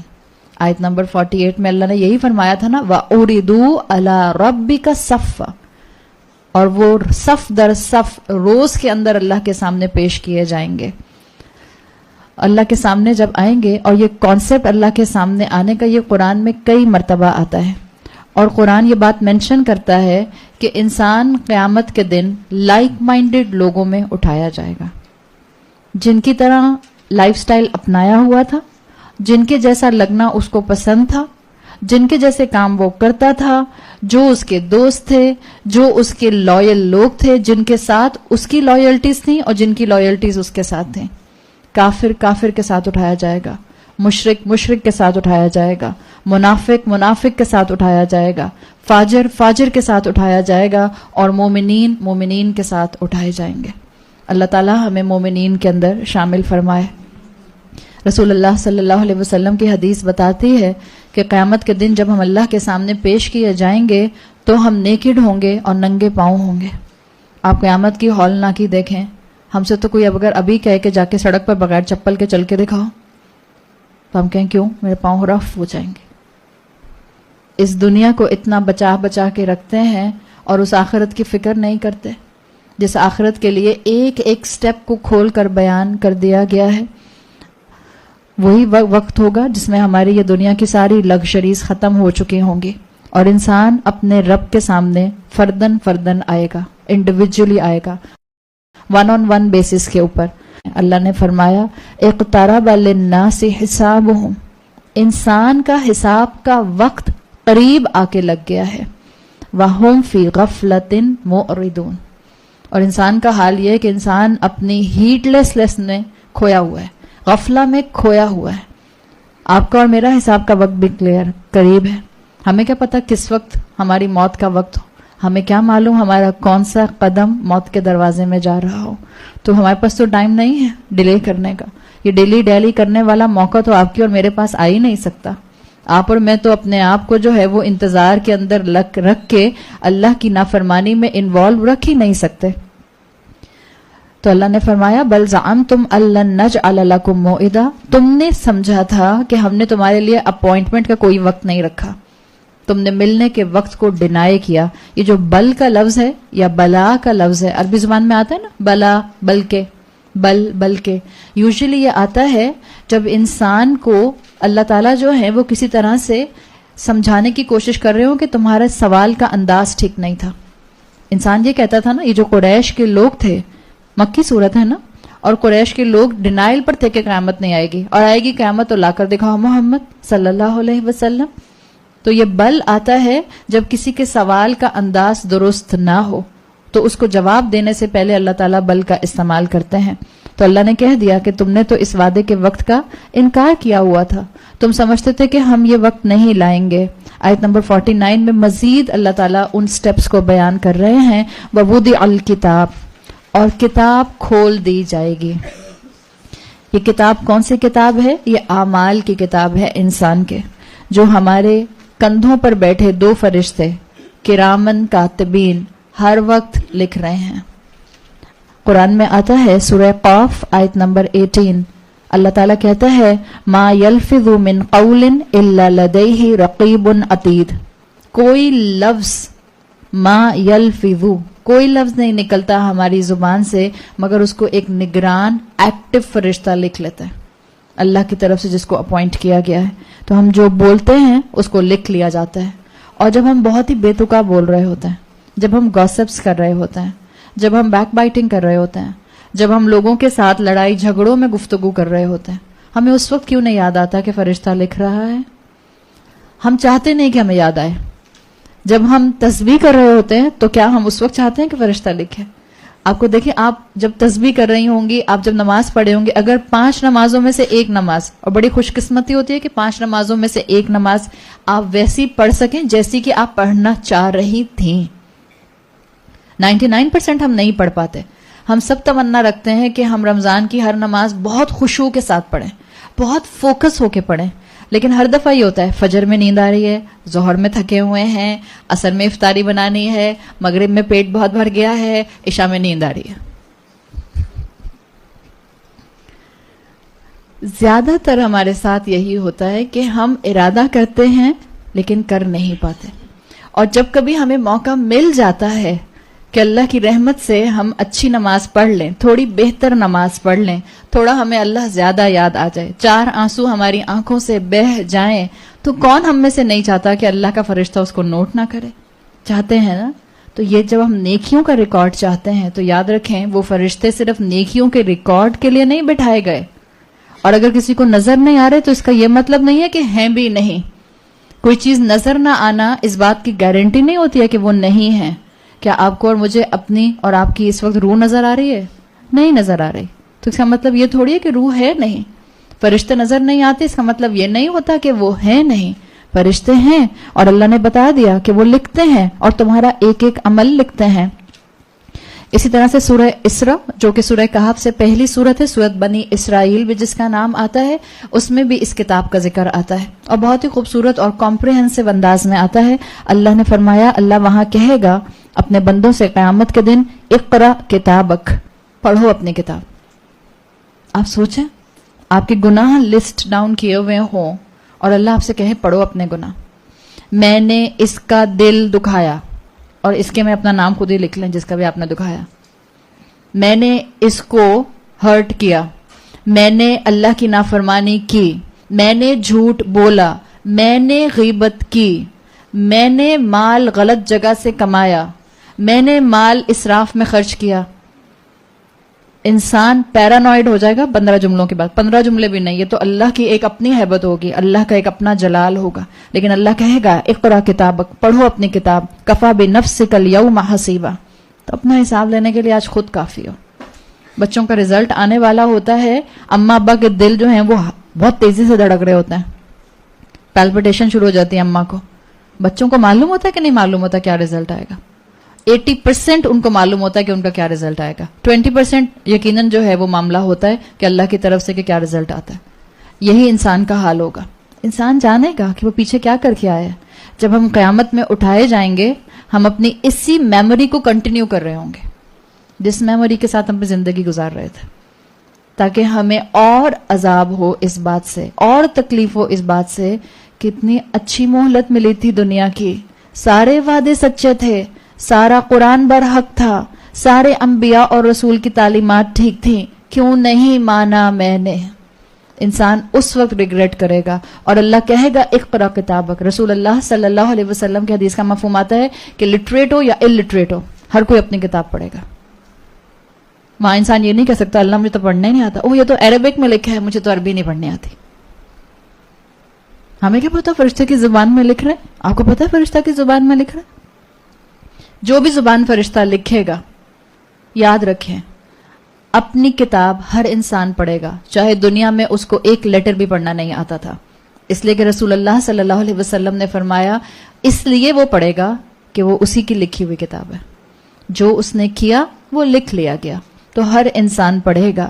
ووضع الکتاب، اور کتاب کھول دی جائے گی، فَتَرَ الْمُجْرِمِينَ مُشْفِقِينَ مِمَّا فِيهِ، اور تم دیکھو گے مجرم لوگوں کو، مشفقین شدت سے ڈرنے والے ہوتے ہوئے، مِمَّا فِيهِ اس چیز کو دیکھ کے جو کہ اس میں ہے۔ کس میں ہے؟ اس کتاب کے اعمال کو دیکھ کر، جو ان کے سامنے اپنے اعمال آئیں گے اس کو دیکھ کر ان کی حالت خراب ہو رہی ہوگی۔ اور مجرم کے لفظ کو یہاں پر لایا گیا ہے، اللہ نے یہ نہیں کہا فَتَرَ الْمُشْرِكِينَ فَتَرَ الْكَافِرِينَ، نہ مشرک کہا نہ کافر کہا، مجرم کہا، یعنی اس مجرم کی اصطلاح کے اندر اللہ نے وہ مسلمان بھی لے لیے جو بے عمل ہیں، وہ مشرک بھی لے لیے جو اللہ کے ساتھ پارٹنرز ایسوسیٹ کرتے ہیں، وہ کافر بھی لے لیے جن کو موقع ملا تھا دنیا میں ہدایت کو اڈاپٹ کرنے کا، لیکن انہوں نے انکار کر دیا۔ اور اس کافر کی ٹرمینالوجی میں اس کہانی کے مطابق ناشکرہ مسلمان بھی آتا ہے۔ اللہ تعالیٰ نے سبھی کو اس کے اندر، مشرک کو، مجرم کو، کافر کو شامل کر لیا۔ اور اس کو مجرم کیوں کہا؟ کیا کرائم تھا اس کا؟ انسان کا تکبر، تکبر کی وجہ سے اللہ کی بات نہیں مانی۔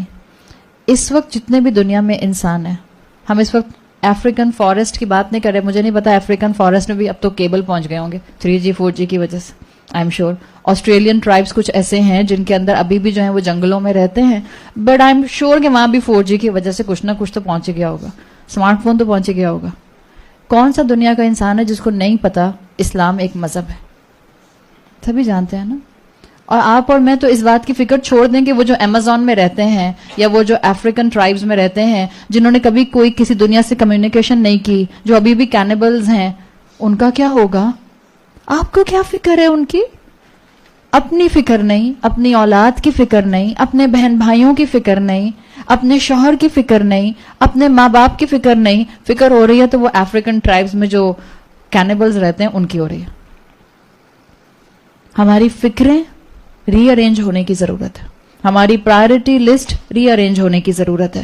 اللہ تعالیٰ نے بتا دیا کہ یہ وہ لوگ ہیں مجرم جنہوں نے اللہ کے خلاف کھڑے ہو کر تکبر کا کرائم کیا تھا، جنہوں نے اللہ کے سامنے تکبر کا اظہار کیا تھا، تو یہ اللہ کی نظر میں مجرم ہیں، کرمنل ہیں۔ اور مشفقینہ کیوں ہیں؟ مشفقین آتا ہے عربی زبان میں ایسے ڈرنے والے کے لیے جو سامنے رزلٹ کو دیکھ کر ڈر رہا ہو، اس لیے کہ خائف نہیں آیا خوف سے، مشفقین جس کو اپنے نتیجے کے رزلٹ کے کنسیکوینسز نظر آ رہے ہوں کہ بہت سخت سزا ملنے والی ہے، بہت مشکل وقت فیس کرنا پڑے گا۔ شفقہ کہتے ہیں اس چیز سے ڈرنا جو نظر آ رہی ہو اور جو ہونے والا ہو۔ تو یہ مجرم اپنے اعمال کی کتاب دیکھ کر ٹیریفائیڈ ہو جائیں گے، اور پھر ان کو معلوم ہوگا کہ انہوں نے اپنی زندگیاں ضائع کر دیں۔ احادیث سے معلوم ہوتا ہے، اگر آپ اس کو احادیث کی نظر میں سمرائز کریں، میں اس وقت احادیث منشن نہیں کری ورنہ پھر بہت ٹائم لگتا ہے، جو اگر آپ اس کو سمرائز کریں تو پتہ چلتا ہے کہ قیامت کے دن جب حساب قائم ہوگا، اور آپ کو معلوم ہے کہ حساب سے پہلے کئی لمبا سال عرصہ گزریں گے انتظار کے جس میں لوگ انتظار کرتے رہیں گے کہ اللہ حساب قائم کرے۔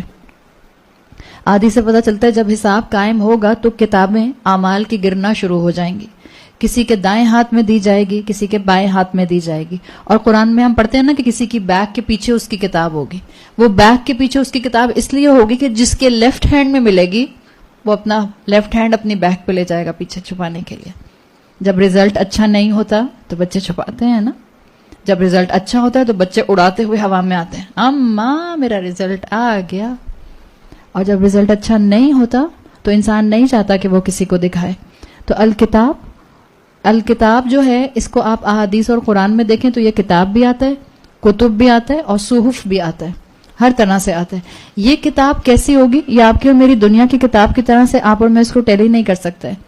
جیسے میری اور آپ کی دنیا کی کتابوں میں ہینڈ رائٹنگ ہوتی ہے, ورڈز ہوتے ہیں, لکھا ہوا ہوتا ہے. واللہ عالم یہ کیسی کتاب ہوگی, کیا پتہ اس میں پوری کتاب, وہ جو بچوں کی سٹوری بکس آتی تھیں جس کے اندر جو ہے وہ پورا ڈسکرپشنز اور پکچرز, کیا پتہ اللہ تعالیٰ نے ہر کتاب کے پیج پہ LCD لگائی ہو, اور ہر کتاب میں جو ہے وہ میری ویڈیو ریکارڈنگ بھی ہو, اور بالکل ہوگی. آڈیو ویڈیو ریکارڈنگ ہو رہی ہے ہماری. یہ جو ریکارڈنگ اس پر ہو رہی ہوتی ہے, اگر کبھی آپ اپنی ریکارڈنگ کو خود سنیں, ایک تو سب سے زیادہ مشکل کام ہوتا ہے اپنی ریکارڈنگ سننا, سب سے زیادہ پیتھیٹک لگتا ہے اپنی آواز سننا.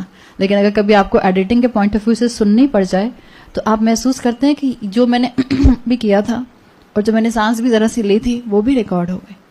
جب دنیا کے سسٹمز اس طرح کے آ گئے کہ ہمارا ایک ایک لفظ اور ایک ایک بریتھ ریکارڈ کر رہے ہیں, تو اللہ کا سسٹم کیسا ہوگا, تو اللہ کی یہ کتاب کیسی ہوگی؟ واللہ عالم. اللہ نے بتا دیا کہ یہ کتاب جو ہوگی یہ سامنے پیش کی جائے گی اور ہاتھوں میں دی جائے گی. احادیث سے پتہ چلتا ہے کہ بعض لوگوں کو جن کو دائیں ہاتھ میں کتاب دی جائے گی وہ اپنے اعمال کو اس کتاب میں دیکھیں گے, لیکن اللہ تعالیٰ جو ہے ان کو فرشتوں کے ذریعے اگلے سٹیپ کی طرف فارورڈ کر دیں گے, یعنی ان کا حساب نہیں ہوگا. اور اگلا سٹیپ اس کے بعد جو ہوگا, کتاب دیے جانے کے بعد ہیئر آفٹر کا اگلا سٹیپ سکیلز ہیں جس میں اعمال تولے جائیں گے. لیکن یہاں سے حساب کی لائن سے ان کو آگے بڑھا دیا جائے گا, اور یہ مومنین ہوں گے. رسول اللہ صلی اللہ علیہ وسلم نے فرمایا, قیامت کے دن جس سے حساب لیا گیا, جس سے پوچھ لیا گیا کہ یہ کیوں کیا تھا, لیٹ سے صفحہ number 30 line number 6 action number 5090, کیا کر رہی تھی نیو پلیکس میں؟ کوئی جواب ہے؟ اب آپ کہیں گے ہاں میں جواب دے دوں گی. اللہ, میں اپنے بچوں کو مووی دکھانے لے کے گئی تھی. میں نے اپنے بچوں کو اکیلے نہیں بھیجا, میں خود گئی تھی ساتھ میں, اور میں تسبیح لے کے گئی تھی اللہ ہاتھ میں. ہے ہمارے پاس جواب؟ جہاں اللہ کے رسول نے فرمایا جس سے پوچھ لیا گیا ہاتھ رکھے, اب اس کو کسی نہ کسی قسم کی سزا ضرور ملے گی. جس سے پوچھ لیا گیا اس سے سزا ضرور ہوگی. اور کیا انسان اس موقع پر جھوٹ بول سکے گا؟ کوشش ضرور کرے گا انسان جھوٹ بولنے کی, اس لیے کہ جس کو زندگی میں جھوٹ بولنے کی عادت تھی, جس کو زندگی میں قرآن, اسلام, شریعت اور رسول اللہ کی احادیث پر بحث کرنے کی عادت تھی, جھگڑا کرنے کی عادت تھی, وہ وہاں بھی کوشش کرے گا فرشتوں کے ساتھ جھگڑا کرنے کی, آرگیومنٹس دینے کی. اور ان کے اندر مسلمان بھی ہوں گے. یاد رکھیں یہ سارے مسلمان نہیں ہیں جن کو بغیر حساب کے آگے فارورڈ کر دیا جائے گا. کیا پتہ چلتا ہے احادیث سے 70,000 مسلمان ہوں گے جن کو بغیر حساب کے اللہ تعالیٰ اس موقع سے آگے گزار دیں گے. ہاں, وہ حدیث بہت زیادہ انسینٹیو اپنے اندر رکھتی ہے کہ آپ صلی اللہ علیہ وسلم سے جب کسی صحابی نے پوچھا یا رسول اللہ صرف 70, آپ نے کہا ہر ایک نے آگے 70,000 کا ہاتھ تھاما ہوگا. اور ایک روایت میں آتا ہے کہ ہر ایک نے آگے جو ہے وہ 1,000 کا ہاتھ تھاما ہوگا. تو ایک نمبر ہے بتانے کا. واللہ عالم کتنا نمبر ہوگا, اللہم جعلنا منہم, اللہ ہمیں ان میں شامل فرمائے. لیکن یہ بات جو اللہ کے رسول نے فرمائی کہ جس سے ہاتھ رکھ کے پوچھ لیا گیا کہ یہ کام کیوں کیا تھا, یہ کیا ہے, اس کو کسی نہ کسی فارم کی سزا ضرور ملے گی. اور اس کے اندر مسلمان بھی آتے ہیں, اور وہ مسلمان جنہوں نے فرائض سے کوتاہی کی ہوگی ان کی اس سٹیج پر پکڑ ہو جائے گی. اس لیے کہ اللہ تعالیٰ اس موقع پر ہی ان کو احساس دلانا شروع کر دے گا ان کی غلطیوں کا. وہ قبر سے نکلتے ساتھ تو ہو ہی رہا تھا احساس, لیکن اب احساس بڑھتا جائے گا. اس مقام کے لیے جو مفسرین احادیث سے ایکسٹریکٹ کرتے ہیں لیسن, وہ یہ کہتے ہیں کہ یہ سارا جو معاملہ ہو رہا ہوگا اس میں اللہ آبویس نہیں ہوگا انسانوں کے سامنے. ہم اللہ کو نہیں دیکھ رہے ہوں گے, اللہ حجاب میں ہوگا. اس لیے کہ اگر اس وقت اللہ کو دیکھ لیا تو پھر جنتیوں کو ایز اے ریوارڈ اللہ کو جو دکھایا جائے گا اس میں کیا چارم رہ جائے گا. تو اللہ کا دیدار جنتیوں کا ریوارڈ ہے, وہ اللہ مجرمین کے سامنے نہیں آئے گا. اللہ حجاب میں ہوگا اور اللہ کی پوری اسٹینڈنگ آرمی یہ کام کر رہی ہوگی, اللہ کے فرشتے یہ کام کر رہے ہوں گے, اور مجرمین کو اپنا انجام نظر آ رہا ہوگا. جس سے پوچھ لیا گیا کہ یہ کام کیوں کیا تھا, اس کی شامت. اور بعض احادیث میں آتا ہے کہ ہر انسان جس کو فارورڈ کیا جائے گا, لائن میں کھڑے ہوتے ہیں نا, اب آپ کی باری, اب آپ کی باری, اب آپ کی باری, جس کو آگے لایا جائے گا اپنی کتاب کے ساتھ, 50 فرشتے اس کے ارد گرد ہوں گے. 50 فرشتے, آپ سوچیں ایک گن مین بھی برابر میں آ کے کھڑا ہو جائے کسی کا تو کیسی ہیبت آتی ہے. اللہ کے 50 فرشتے اس کی طرف آ کر کھڑے ہو جائیں گے, اور ہر فرشتے کے چہرے پر کلر آف ٹارچر نظر آ رہا ہوگا.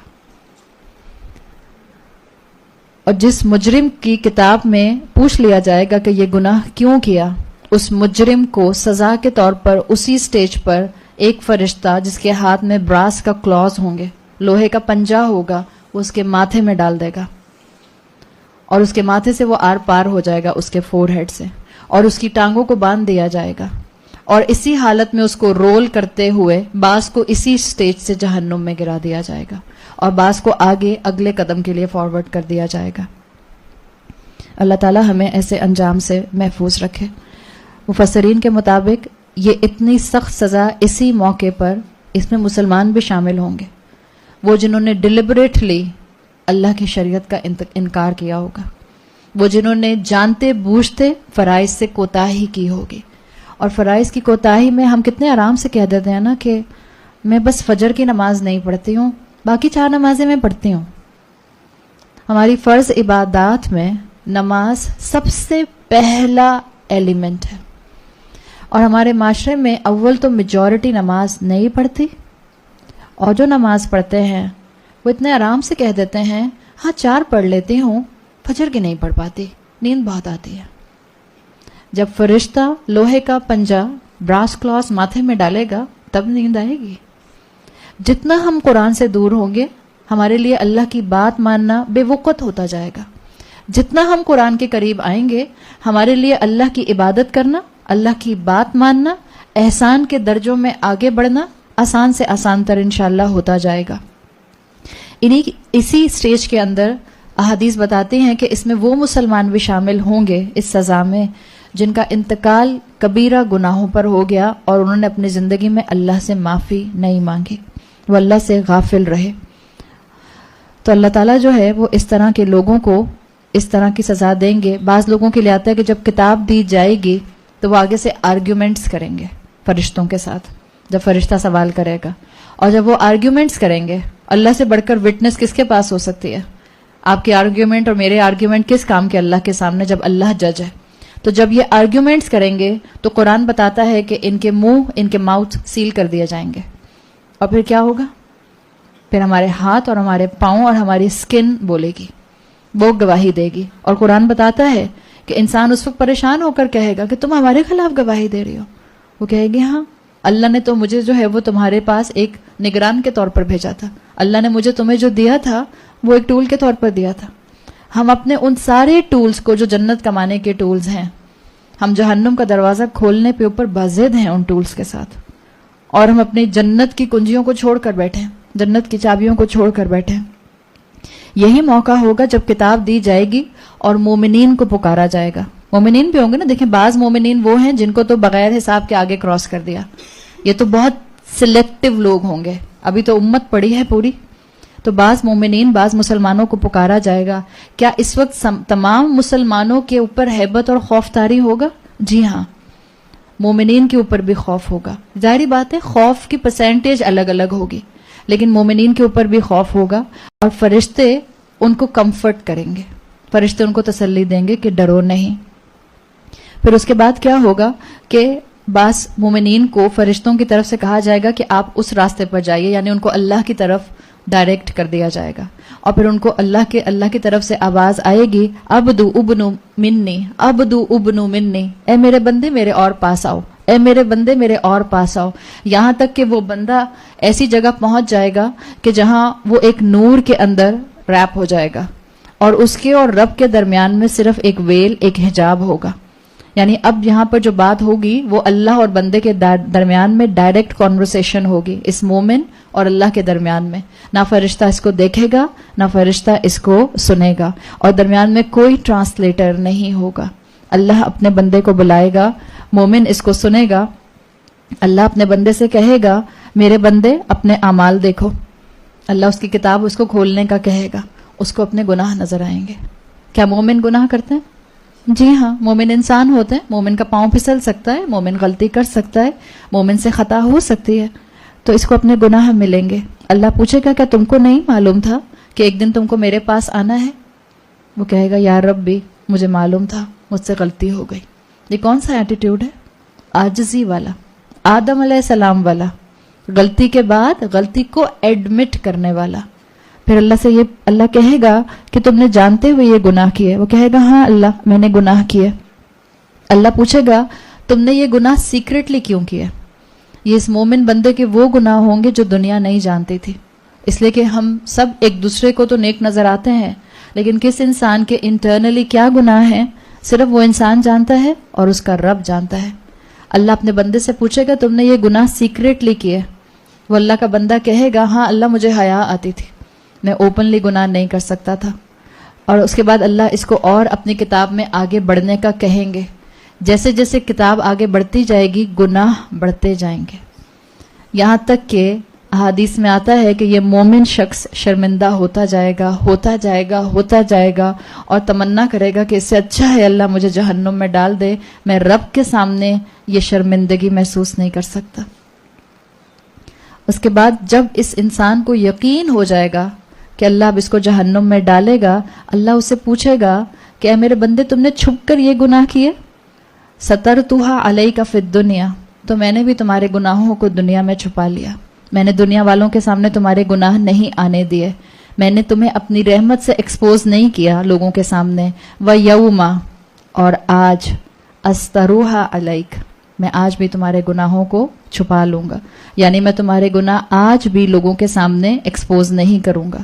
اللہ کہے گا صفا آگے پلٹو, اس کے بعد اس کو نیکی ملے گی, پھر آگے آگے اس کی نیکیاں بڑھتی جائیں گی, اور کچھ آگے جائے گا یہ شخص تو اس کی کتاب خالی ہوگی.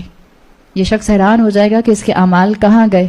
اللہ کی طرف سے اس کو بتایا جائے گا کہ اللہ نے اس کے اعمال جو ہیں وہ وائپ آف کر دیے, اللہ نے اس کے اعمال مٹا دیے. کیوں مٹا دیے؟ پھر اللہ اس کو ڈیفائن کرے گا. اللہ کہے گا کہ تم اپنے بھائی کی کمزوری دنیا میں جانتے تھے. ہمارے ساتھ جو انسان ہوتے ہیں وہ کمزور ہوتے ہیں نا, اور ہم کئی مرتبہ یہ بات ڈسکس کر رہے ہیں کہ اپنے جیسے انسانوں کے اوپر اتنا توکل مت کریں کہ جو توکل آپ کو رب سے کرنا چاہیے. انسانوں سے ایسی ایکسپیکٹیشنز مت کریں جو آپ کو رب سے ہونی چاہیے. اللہ اس بندے سے کہے گا تم اپنے بھائی کے عیب کو جانتے تھے, لیکن تم نے اپنے بھائی کے عیب کو چھپایا, تم نے ان پر پردہ ڈال دیا, تو آج میں تمہاری کمزوریوں پر پردہ ڈال دوں گا, اور اللہ اس کے آگے کے سارے گناہ جو ہیں وہ معاف کر دیں گے.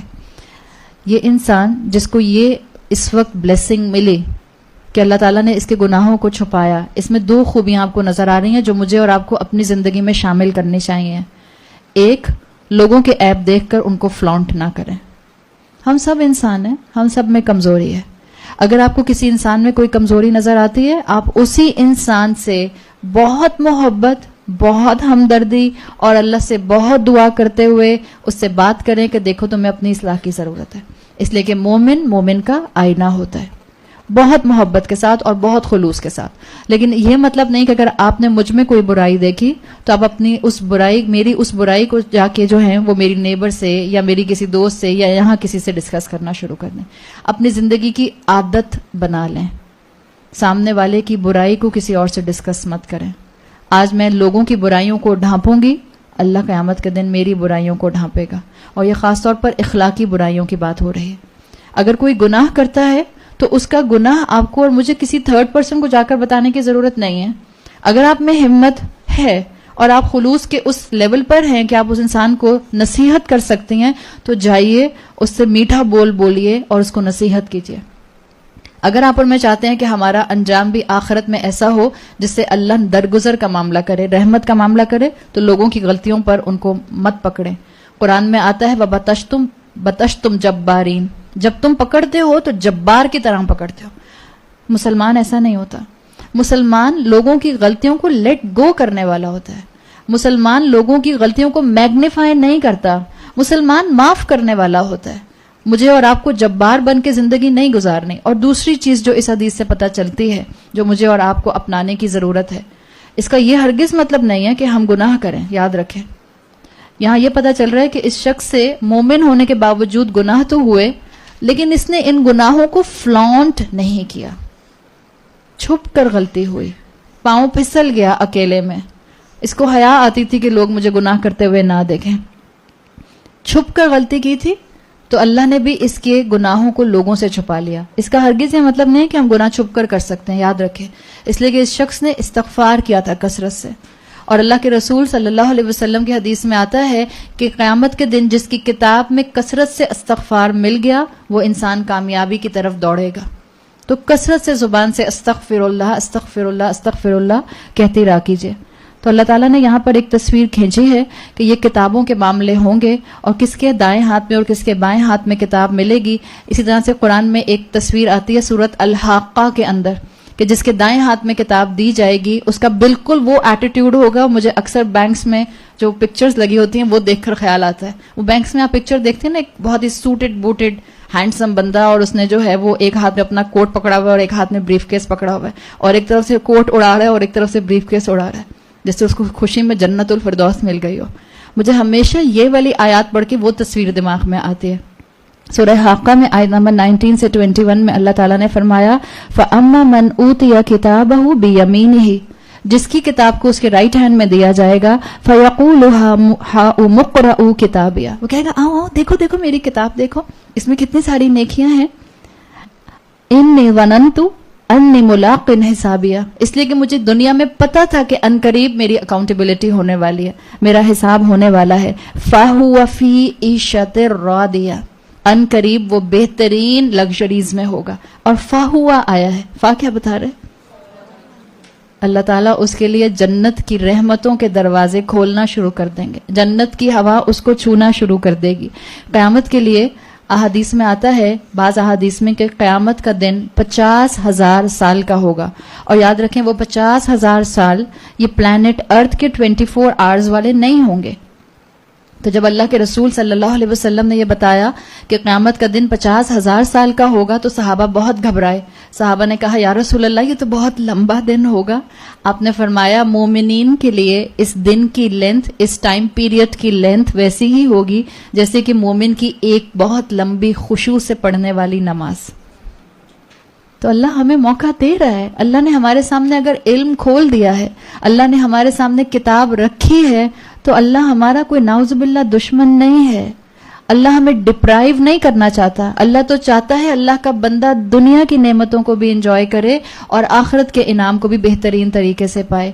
تو اب آپ جب اس کانسیپٹ کے ساتھ جو آپ کے سامنے رکھا گیا ہے, آپ یہ پوری آیت نمبر 49 پڑھیں گی تو اب آپ کو ساری بات سمجھ آئے گی. وَوُضِعَ الْکِتَابُ, اور کتاب کھول دی جائے گی. فَتَرَى الْمُجْرِمِينَ مُشْفِقِينَ مِمَّا فِيهِ, اور تم مجرمین کو دیکھو گے کہ وہ اس کتاب میں لکھے ہوئے اعمال کو دیکھ کر ڈر رہے ہوں گے. وَيَقُولُونَ, اور وہ کہیں گے یا وَيْلَتَنَا مَا لِهَذَا الْكِتَابِ, ہائے ہماری شامت یہ کیسی کتاب ہے. لا یغادر صغیرۃ ولا کبیرۃ الا احصاها, اس نے تو کوئی چھوٹا اور کوئی بڑا عمل نہیں چھوڑا مگر اس کو لکھ لیا.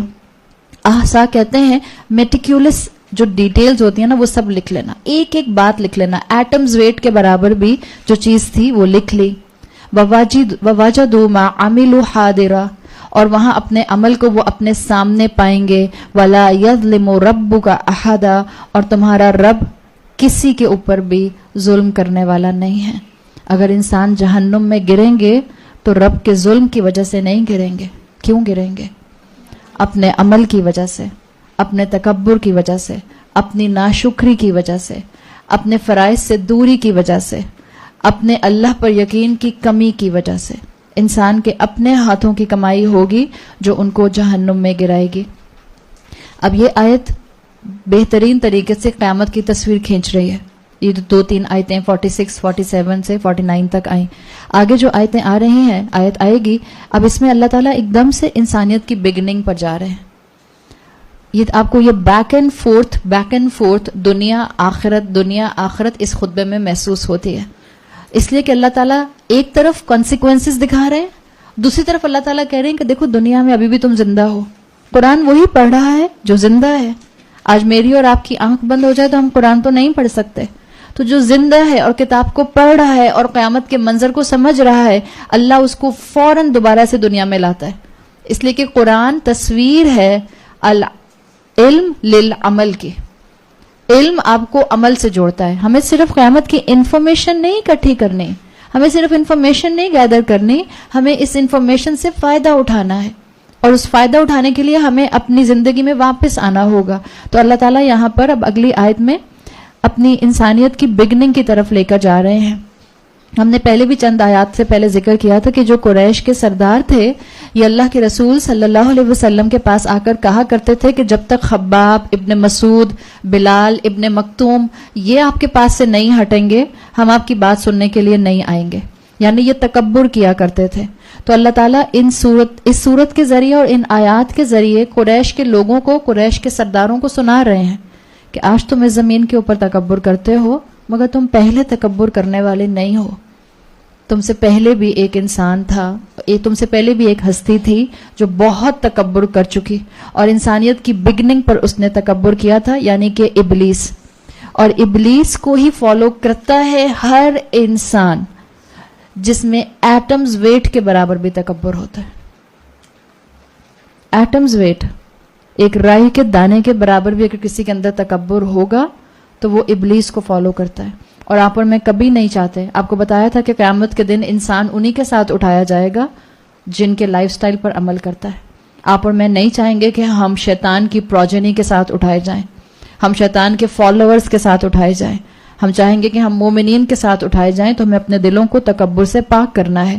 ابلیس کا مرض, ابلیس کی نافرمانی سب سے بڑی اس کا تکبر تھا, اور اس کے تکبر نے اس سے اس کا بہترین سٹیٹس چھین لیا تھا. اللہ تعالیٰ نے اس آیت میں یہی بتایا, اس لیے کہ شیطان نے یہی کہا تھا نا, جب اللہ نے اس کو سجدہ کرنے کو کہا تھا اس نے کیا کہا تھا, انا خیر من, میں تو اس سے بہتر ہوں, خلقتنی من نار و خلقتہ من طین, آپ نے اس کو مٹی سے بنایا اور مجھے آگ سے بنایا ہے. حالانکہ آپ اگر مفسرین کے آرگیومنٹس پڑھیں تو مفسرین نے اس کے اوپر بہترین آرگیومنٹس دیے ہیں. امام ابن القیم الجوزی نے تقریباً 20 آرگیومنٹس دیے ہیں کہ جس سے پتہ چلتا ہے کہ مٹی کے مقابلے میں آگ بہتر نہیں ہے, مٹی بہتر ہے. اور اب تو اگر آپ اس کو سائنٹیفکلی پروف کریں گے تو آپ کو بہت سے اس میں لاجکس مل جائیں گے. اس وقت تو یقیناً ہمارے پاس ٹائم نہیں ہے کہ ہم اس پر بات کر سکیں, لیکن شیطان کے لیے آتا ہے کہ شیطان کا یہ آرگیومنٹ اس کی انٹلیکٹ کی وجہ سے نہیں تھا. شیطان کا یہ آرگیومنٹ انا خیر من کا اس کی ایموشنل سٹیٹ کی وجہ سے تھا. اس کی, اور ایموشنز آپ کے کس کے ساتھ اٹیچ ہوتے ہیں, دماغ یا دل؟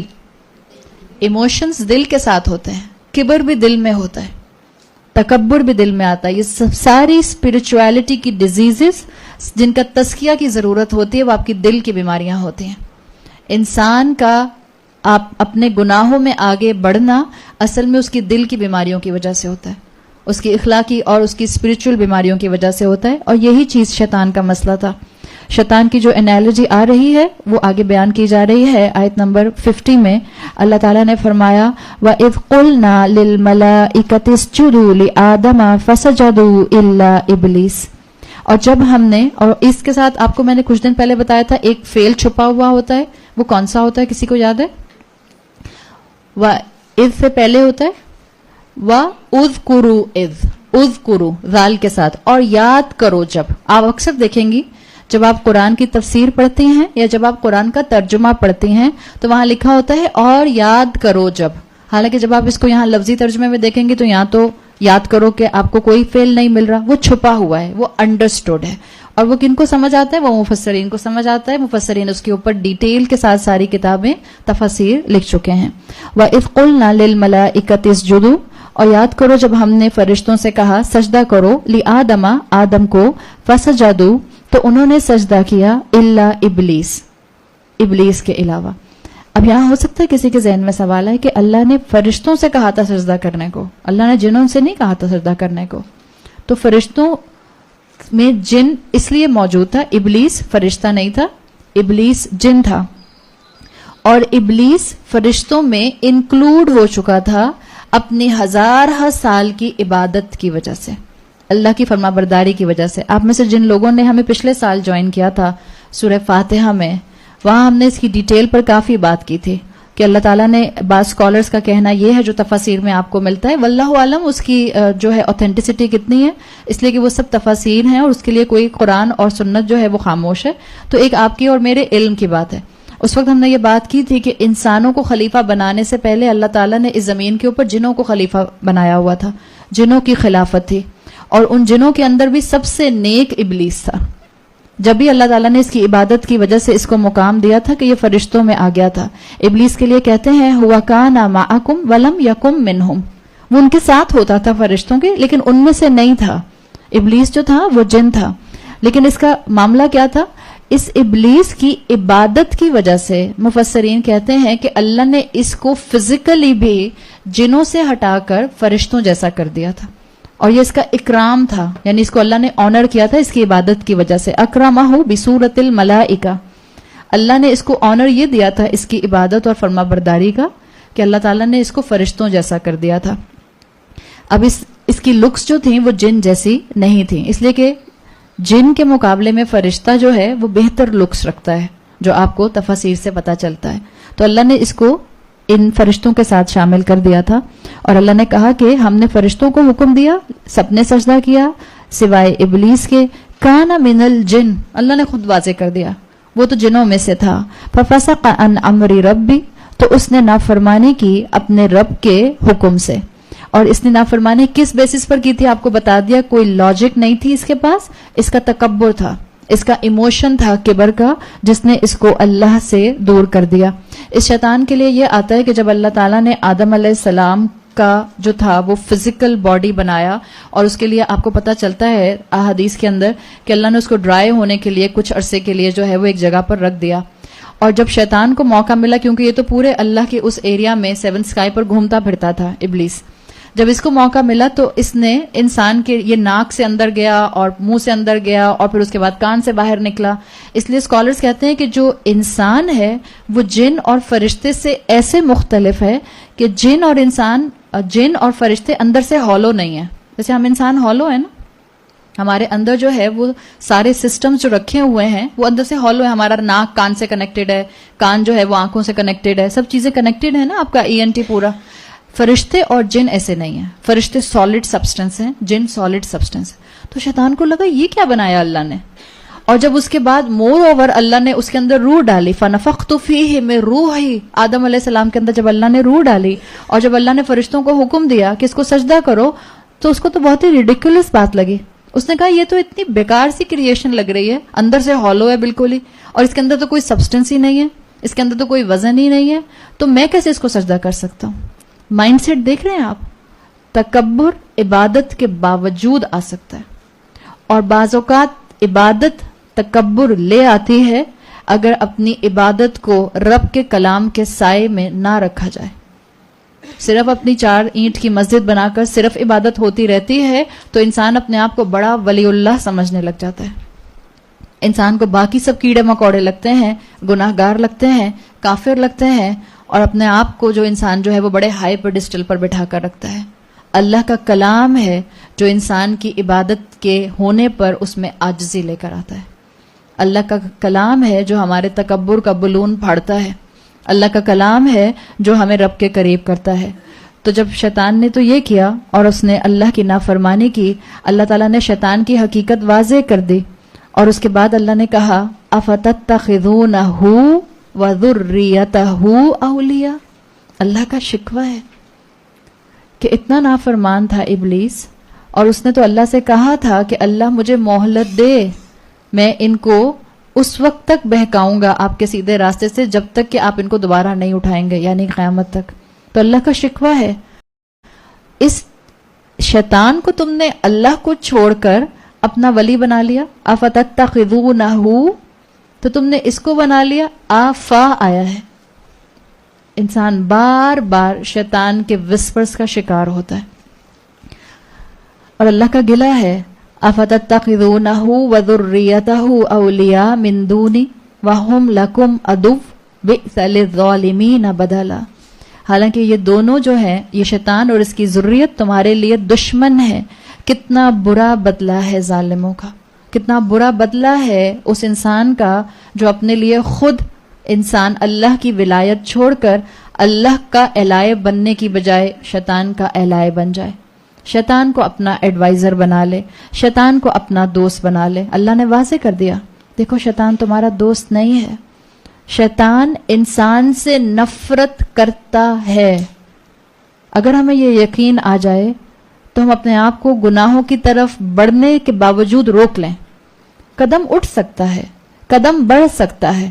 عقل مند انسان وہ ہے جو قدم اٹھتے پر یا قدم آگے بڑھانے پر اللہ سے اپنے آپ کو دوبارہ سے جوڑ لے، لیکن یہ توفیق اسی کو ملتی ہے جو کنٹینیوسلی قرآن کے سائے میں بیٹھا ہوتا ہے، جو کنٹینیوسلی انذار اور تبشیر سن رہا ہوتا ہے، جو کنٹینیوسلی شیطان کی حقیقت کو سمجھنے کی قرآن اور احادیث کی روشنی میں فکر کر رہا ہوتا ہے۔ شیطان نفرت کرتا ہے آدم کی اولاد سے، آدم کی اولاد سے، یاد رکھیں۔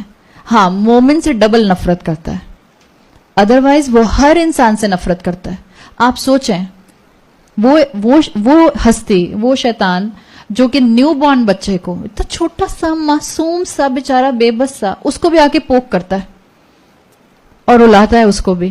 وہ حدیث میں آتا ہے کہ اس کی ریبس میں آ کے پوک کرتا ہے، اس کو چھیڑتا ہے یوں یوں کر کے۔ آپ سوچیں، آپ بچے کو ایسے چھیڑیں گے تو بچہ رونا شروع کر دیں، تو آپ اس کو زور زور سے یوں یوں انگلیاں ڈالنا شروع کر دیں اس کے اسٹمک میں تاکہ وہ رونا شروع کر دے۔ آپ نفرت کا اندازہ کریں، وہ جو معصوم سے بچے سے بھی ایسی نفرت کرتا ہے کہ اس کو بھی پوک کرتا ہے، آ کے رلا کے چھوڑتا ہے اس کو بھی، باقی انسانوں کا وہ کیا حال کرتا ہوگا۔ شیطان ہمیں نفرت کے ساتھ گناہوں کی طرف لے کر آتا ہے، لیکن بہت اچھا دوست بن کے۔ آستین کا سانپ ہے شیطان۔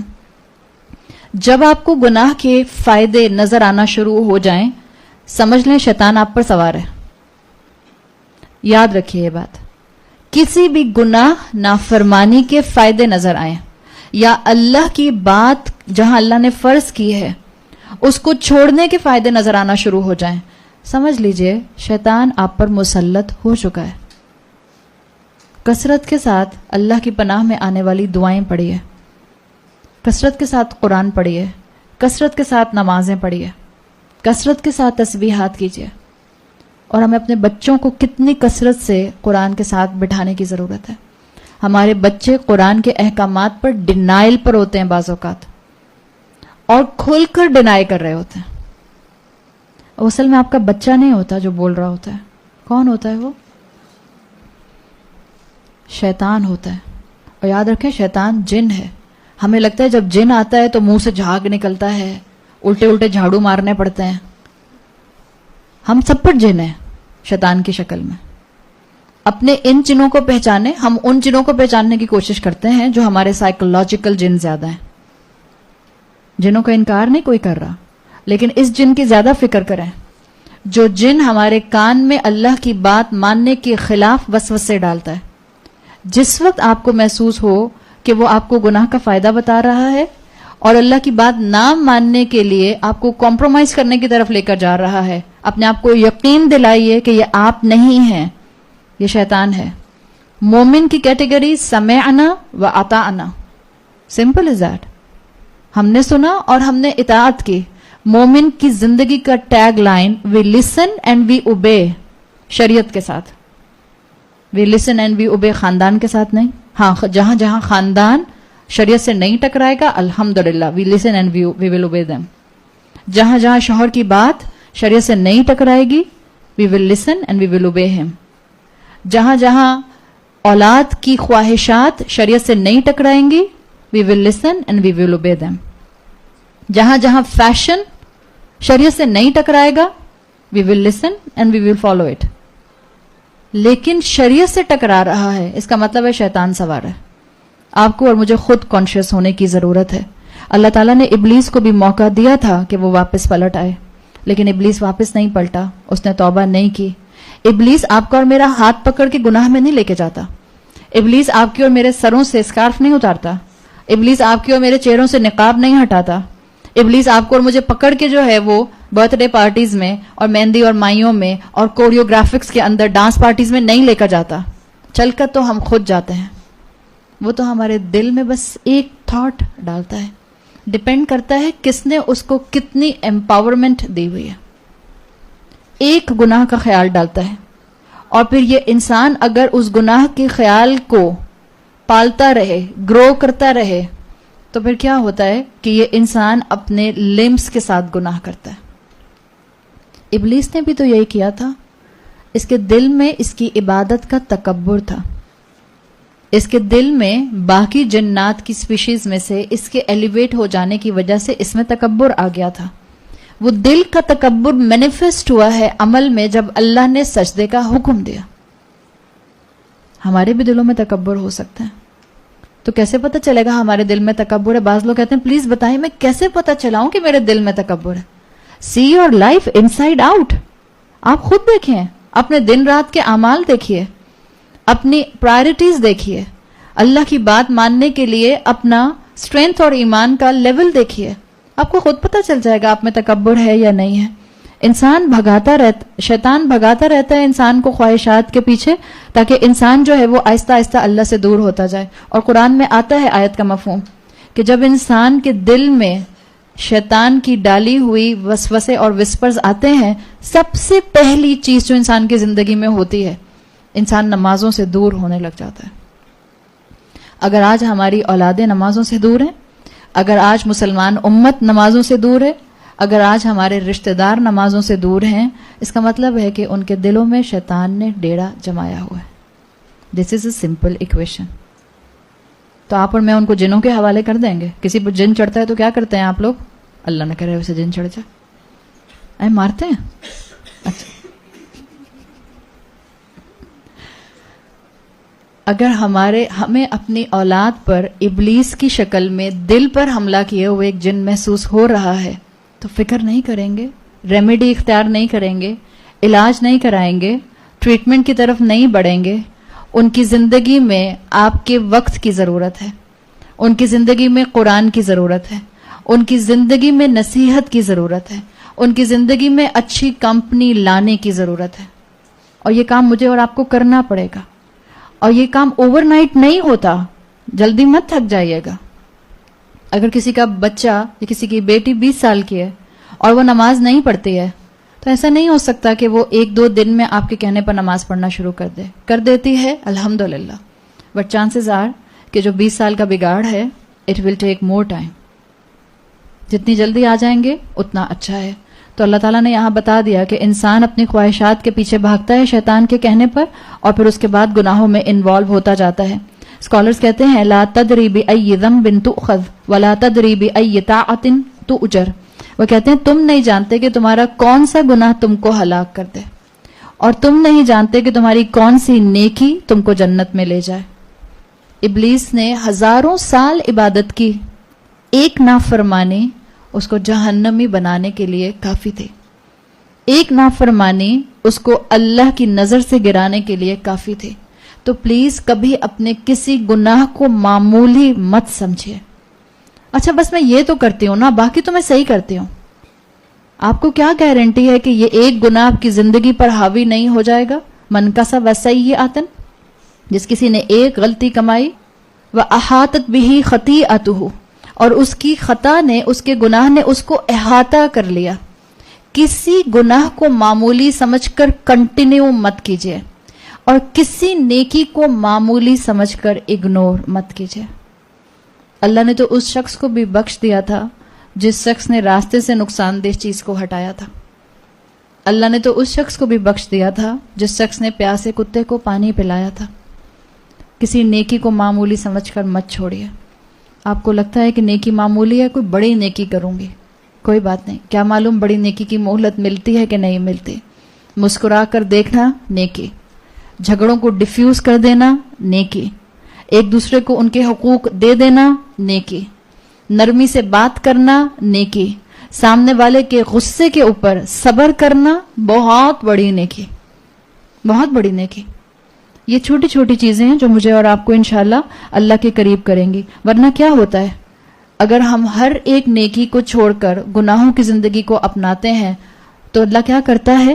نختم علی قلوبکم، اللہ دلوں کو سیل کر دیتا ہے، اللہ دلوں پر مہر لگا دیتا ہے، اور اللہ نہ کرے کہ ایسا وقت آئے کہ ہمارے دلوں پر مہلت لگ جائے۔ یہاں آیا افتتخذونہ وذریتہ، تم شیطان کو اور اس کی ذریت کو اولیاء بناتے ہو. ابن تیمیہ کہتے ہیں, شیخ الاسلام ابن تیمیہ, وہ کہتے ہیں کہ جو شیطان ہے اس کے لیے اللہ نے اس کو ایکسٹرا آرڈنری عمر دی ہے.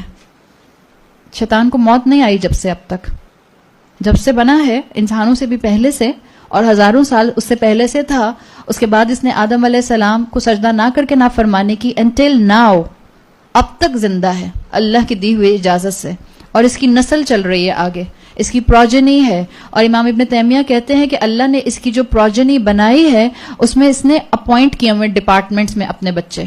ایک بچے کا کام ہے قتل کا ڈپارٹمنٹ سنبھالنا, ایک بچے کا کام ہے ساس بہو میں جھگڑا کرانا, اس کے ایک بچے کا کام ہے شوہر اور بیوی میں جھگڑا کروانا, اور وہ بچہ اس کو سب سے زیادہ پسند ہے, معلوم ہے نا آپ کو.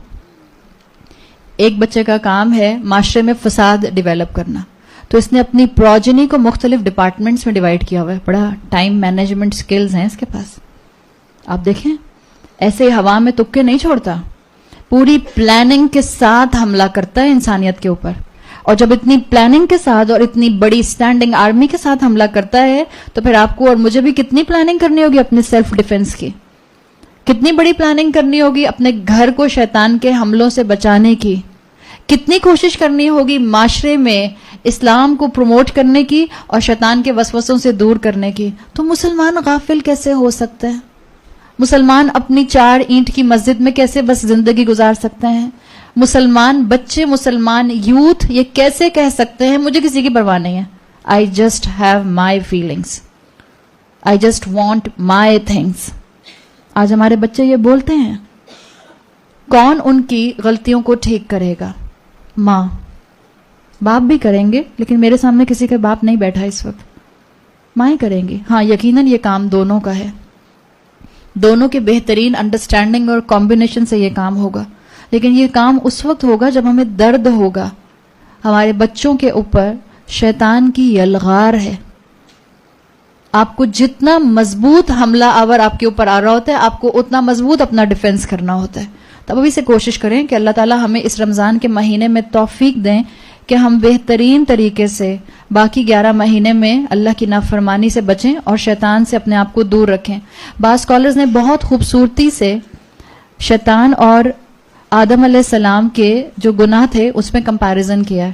یہ جو سٹوری ہے پوری آدم اور ابلیس کی, اس میں جیسے ابلیس سے غلطی ہوئی تھی تو کیا غلطی آدم علیہ السلام سے بھی ہوئی تھی؟ آدم علیہ السلام سے بھی ہوئی تھی. اس لیے کہ اس کہانی میں سجدہ کرنے کا ابلیس کو کہا گیا تھا اور پھل نہ کھانے کا آدم علیہ السلام کو کہا گیا تھا. جہاں جنت میں ٹریلینز آف ٹریلینز درخت ہیں, اللہ نے کہا تھا جہاں سے چاہو کھاؤ, جہاں سے چاہو کھاؤ, بس اس ایک درخت کے پاس مت آنا. اس کو پن پوائنٹ کر کے آدم علیہ السلام کو بتایا گیا تھا. آدم علیہ السلام نے کیا کیا؟ آدم علیہ السلام نے اسی سے کھایا. تو غلطی تو آدم علیہ السلام سے بھی ہوئی تھی, لیکن ان ابلیس کی غلطی میں اور آدم علیہ السلام کی غلطی میں زمین آسمان کا فرق تھا. تو اسکالرز نے وہ فرق بتائے ہیں, وہ 5 فرق. وہ کہتے ہیں کہ آدم علیہ السلام نے جو گناہ کیا تھا پھل کھانے کا, اللہ کی نافرمانی کرنے کا, وہ ان کی خواہش کی وجہ سے ہوا تھا. اس لیے کہ شیطان نے کہا تھا اگر تم پھل کھا لو گے تو تمہیں فرشتوں والی زندگی مل جائے گی. حالانکہ ٹیکنیکلی اسپیکنگ اللہ تعالیٰ نے تو فرشتے کو سجدہ کرنے کو آدم کو کہا تھا, تو آدم علیہ السلام کو فرشتے والی زندگی کیوں چاہیے تھی؟ لیکن جب شیطان کا وسوسہ آتا ہے تو آدم علیہ السلام جیسا انسان بھی بہک گیا تھا. تو آدم علیہ السلام کی جو غلطی تھی وہ خواہش کی وجہ سے تھی. ابلیس کی غلطی, ابلیس کا گناہ آؤٹ آف جیلسی تھا, اس لیے کہ اس نے اللہ سے کہا تھا کہ اللہ میں ان کو بہکاؤں گا. دوسرا ڈفرنس جو وہ بتاتے ہیں یا کمپیریزن, وہ کہتے ہیں آدم علیہ السلام نے گناہ کر کے معافی مانگی اور ابلیس نے گناہ کر کے اس کو جسٹیفائی کیا. آج جو گناہ کرتا ہے اور اس کو جسٹیفائی کرتا ہے, آئی ڈونٹ تھنک سو ایسا ہوتا ہے, میں ٹھیک کر رہی ہوں, یہ جسٹیفائی کرنا ہے. ابلیس نے اپنے گناہ کو جسٹیفائی کیا تھا, جو آج کرے گا وہ ابلیس کو فالو کرتا ہے.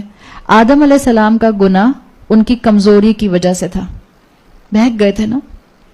ابلیس کا گناہ اس کے اصرار کی وجہ سے تھا, آؤٹ آف اصرار, اس لیے کہ اس نے کہا تھا میں بہکاؤں گا, وہ ڈٹرمنٹ تھا کہ وہ انسان کو بہکائے گا, پلان کر کے اس نے بہکایا تھا. اور اگر آپ یہ پوری سٹوری پڑھیں تفاسیر کے اندر, حضرت آدم کی اور ابلیس کی، تو آپ کو پتا چلے گا کہ وہ کبھی کسی فارم میں آتا تھا، کبھی کسی فارم میں آتا تھا، کئی دن کے بعد کامیاب ہوا تھا وہ آدم علیہ السلام کو یہ عمل کروانے کے لیے پلان کر کے اس نے یہ گناہ کیا تھا، جبکہ آدم علیہ السلام کا قدم بھٹک گیا تھا۔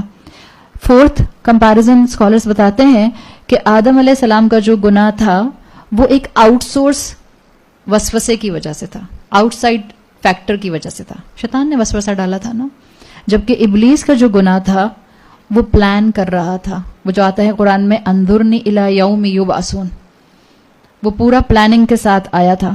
پھر پانچواں ڈفرنٹ اسکالرز بتاتے ہیں کہ آدم علیہ السلام اور ابلیس میں فرق کیا تھا، یہ کمپیریزن۔ آدم علیہ السلام گناہ کرنے کے بعد بھی کیا توحید پڑھی تھے؟ جی ہاں بالکل، جب اللہ تعالیٰ نے ان کو دعا سکھائی تو انہوں نے فوراً وہ دعا کے کلمات پڑھے، اور وہ اللہ نے دعا بھی اس لیے سکھائی تھی کہ وہ اس گناہ کو کرنے کے بعد ان کو بہت ریگریٹ فیل ہونا شروع ہو گیا تھا، وہ اداس ہو گئے تھے، تو اللہ نے جو دعا سکھائی انہوں نے پڑھی، ربنا ظلمنا انفسنا وان لم تغفر لنا وترحمنا لنکونن من الخاسرین۔ آدم علیہ السلام نے گناہ کیا لیکن وہ اس گناہ کے بعد توحید پر قائم رہے۔ ابلیس ایک گناہ کر کے، سجدہ نہ کر کے توحید سے ہٹ گیا تھا۔ تو یہ جو آدم علیہ السلام اور یہ ابلیس کا قصہ ہے، اس میں آپ کی اور میرے لیے بہت سبق ہیں، اور اللہ کا شکوہ ہے، بس میں یہ 4-5 باتیں آپ کے سامنے رکھ دوں۔ اللہ کا شکوہ ہے کہ افتتخذونہ، اللہ نے تم کو کریٹ کیا اور تم شیطان کو اپنا ولی بناتے ہو۔ اللہ تم سے محبت کرتا ہے، شیطان تم سے نفرت کرتا ہے، پھر بھی اس کو ولی بناتے ہو۔ اللہ تمہارے لیے خیر چاہتا ہے، شیطان تمہارا خیر نہیں چاہتا، وہ تمہیں الٹیمیٹلی کہاں گرانا چاہتا ہے؟ جہنم میں، پھر بھی اس کو ولی بناتے ہو۔ اللہ نے جو تمہیں شریعت دی ہے وہ تمہارے فائدے کے لیے دی ہے۔ شیطان تمہیں ان کاموں کا انسینٹیو دیتا ہے جو تمہیں دنیا اور آخرت دونوں میں نقصان پہنچائیں گے، پھر بھی اس کو اپنا ولی بناتے ہو۔ شیطان جو ہے وہ تم کو جنت میں نہیں لے جانا چاہتا، کہاں لے جانا چاہتا ہے؟ اللہ تم کو جنت میں لے جانا چاہتا ہے، پھر بھی اللہ کو چھوڑ کر شیطان کو ولی بناتے ہو۔ اللہ بندے کو کبھی اکیلا نہیں چھوڑتا، شیطان جب ایک کو گناہ میں انوالو کر دیتا ہے چھوڑ دیتا ہے، قیامت کے دن سب کو چھوڑ دے گا جتنے بھی اس کے فالوورز تھے، اور کہے گا اللہ سے، اللہ میں نے تھوڑی کہا تھا، انہوں نے خود ہی کیا تھا۔ اور پھر لوگ کہیں گے اللہ اس کا وعدہ سچا نہیں تھا، جھوٹا تھا۔ اللہ کہتا ہے تم پھر بھی اس کو اپنا ولی بناتے ہو۔ اللہ رحمان ہے، ابلیس ایول ہے، پھر بھی بائی چوائس ابلیس کی قدم پر چلتے ہو، اس کے فٹ سٹیپس کو مانتے ہو۔ اللہ اصل میں پاورفل ہے، اللہ کے مقابلے میں شیطان کمزور ہے، پھر بھی ابلیس کو اپنا ولی بناتے ہو۔ اللہ کا ہر معاملہ پورا ہونے والا ہے، اللہ کا ہر وعدہ سچا ہے، ابلیس کا ہر وعدہ جھوٹا ہے، پھر بھی اس کو ولی بناتے ہو۔ تو آپ کی اور میرے پاس کوئی ریزن نہیں ہے کہ آپ اور میں زندگی میں اللہ کی بات کو چھوڑ کر، قرآن کی بات کو چھوڑ کر شیطان کی ڈالی ہوئی خواہشات پر عمل کرنا شروع کر دیں۔ اللہ تعالیٰ میرے اور آپ کے لیے اس زندگی کو با مقصد بنانا جو ہے وہ آسان بنا دے۔ اللہ ہمیں اپنی محبت کے سائے میں اور اپنی رحمتوں کے سائے میں ہمیشہ رکھے۔ اللہ ہمارے لیے اس کلام کو لیونگ میریکل بنا دے۔ اللہ ہمیں توفیق دے کہ ہم اس کلام کو اپنے عمل میں ڈھال سکیں۔ اللہ ہم سے علم کا آسان حساب لے۔ اللہ تعالیٰ ہمیں قیامت کے دن ان لوگوں میں شامل فرما جن کو بغیر حساب کتاب کے جنت میں داخل فرما دیا جائے گا۔ اللہ ہمیں جنت میں اپنا دیدار نصیب فرما۔ اللہ ہم سے آسان حساب لے۔ اللہ قیامت کی ہولناکیوں میں ہمیں محفوظ رکھ، ہر طرح کے خوف سے اور مشقت سے۔ اللہ ہمیں ہمارے والدین کے لیے اور ہماری اولادوں کو ہمارے لیے بہترین صدقہ جاریہ بنا دے۔ بارک اللہ لی ولکم فی القرآن الحکیم ونفعنی وإیاکم بالآیات وذکر الحکیم۔ سبحانک اللہم وبحمدک نشہد ان لا الہ الا انت نستغفرک ونتوب الیک۔ جزاک اللہ خیرا۔ السلام علیکم ورحمۃ اللہ۔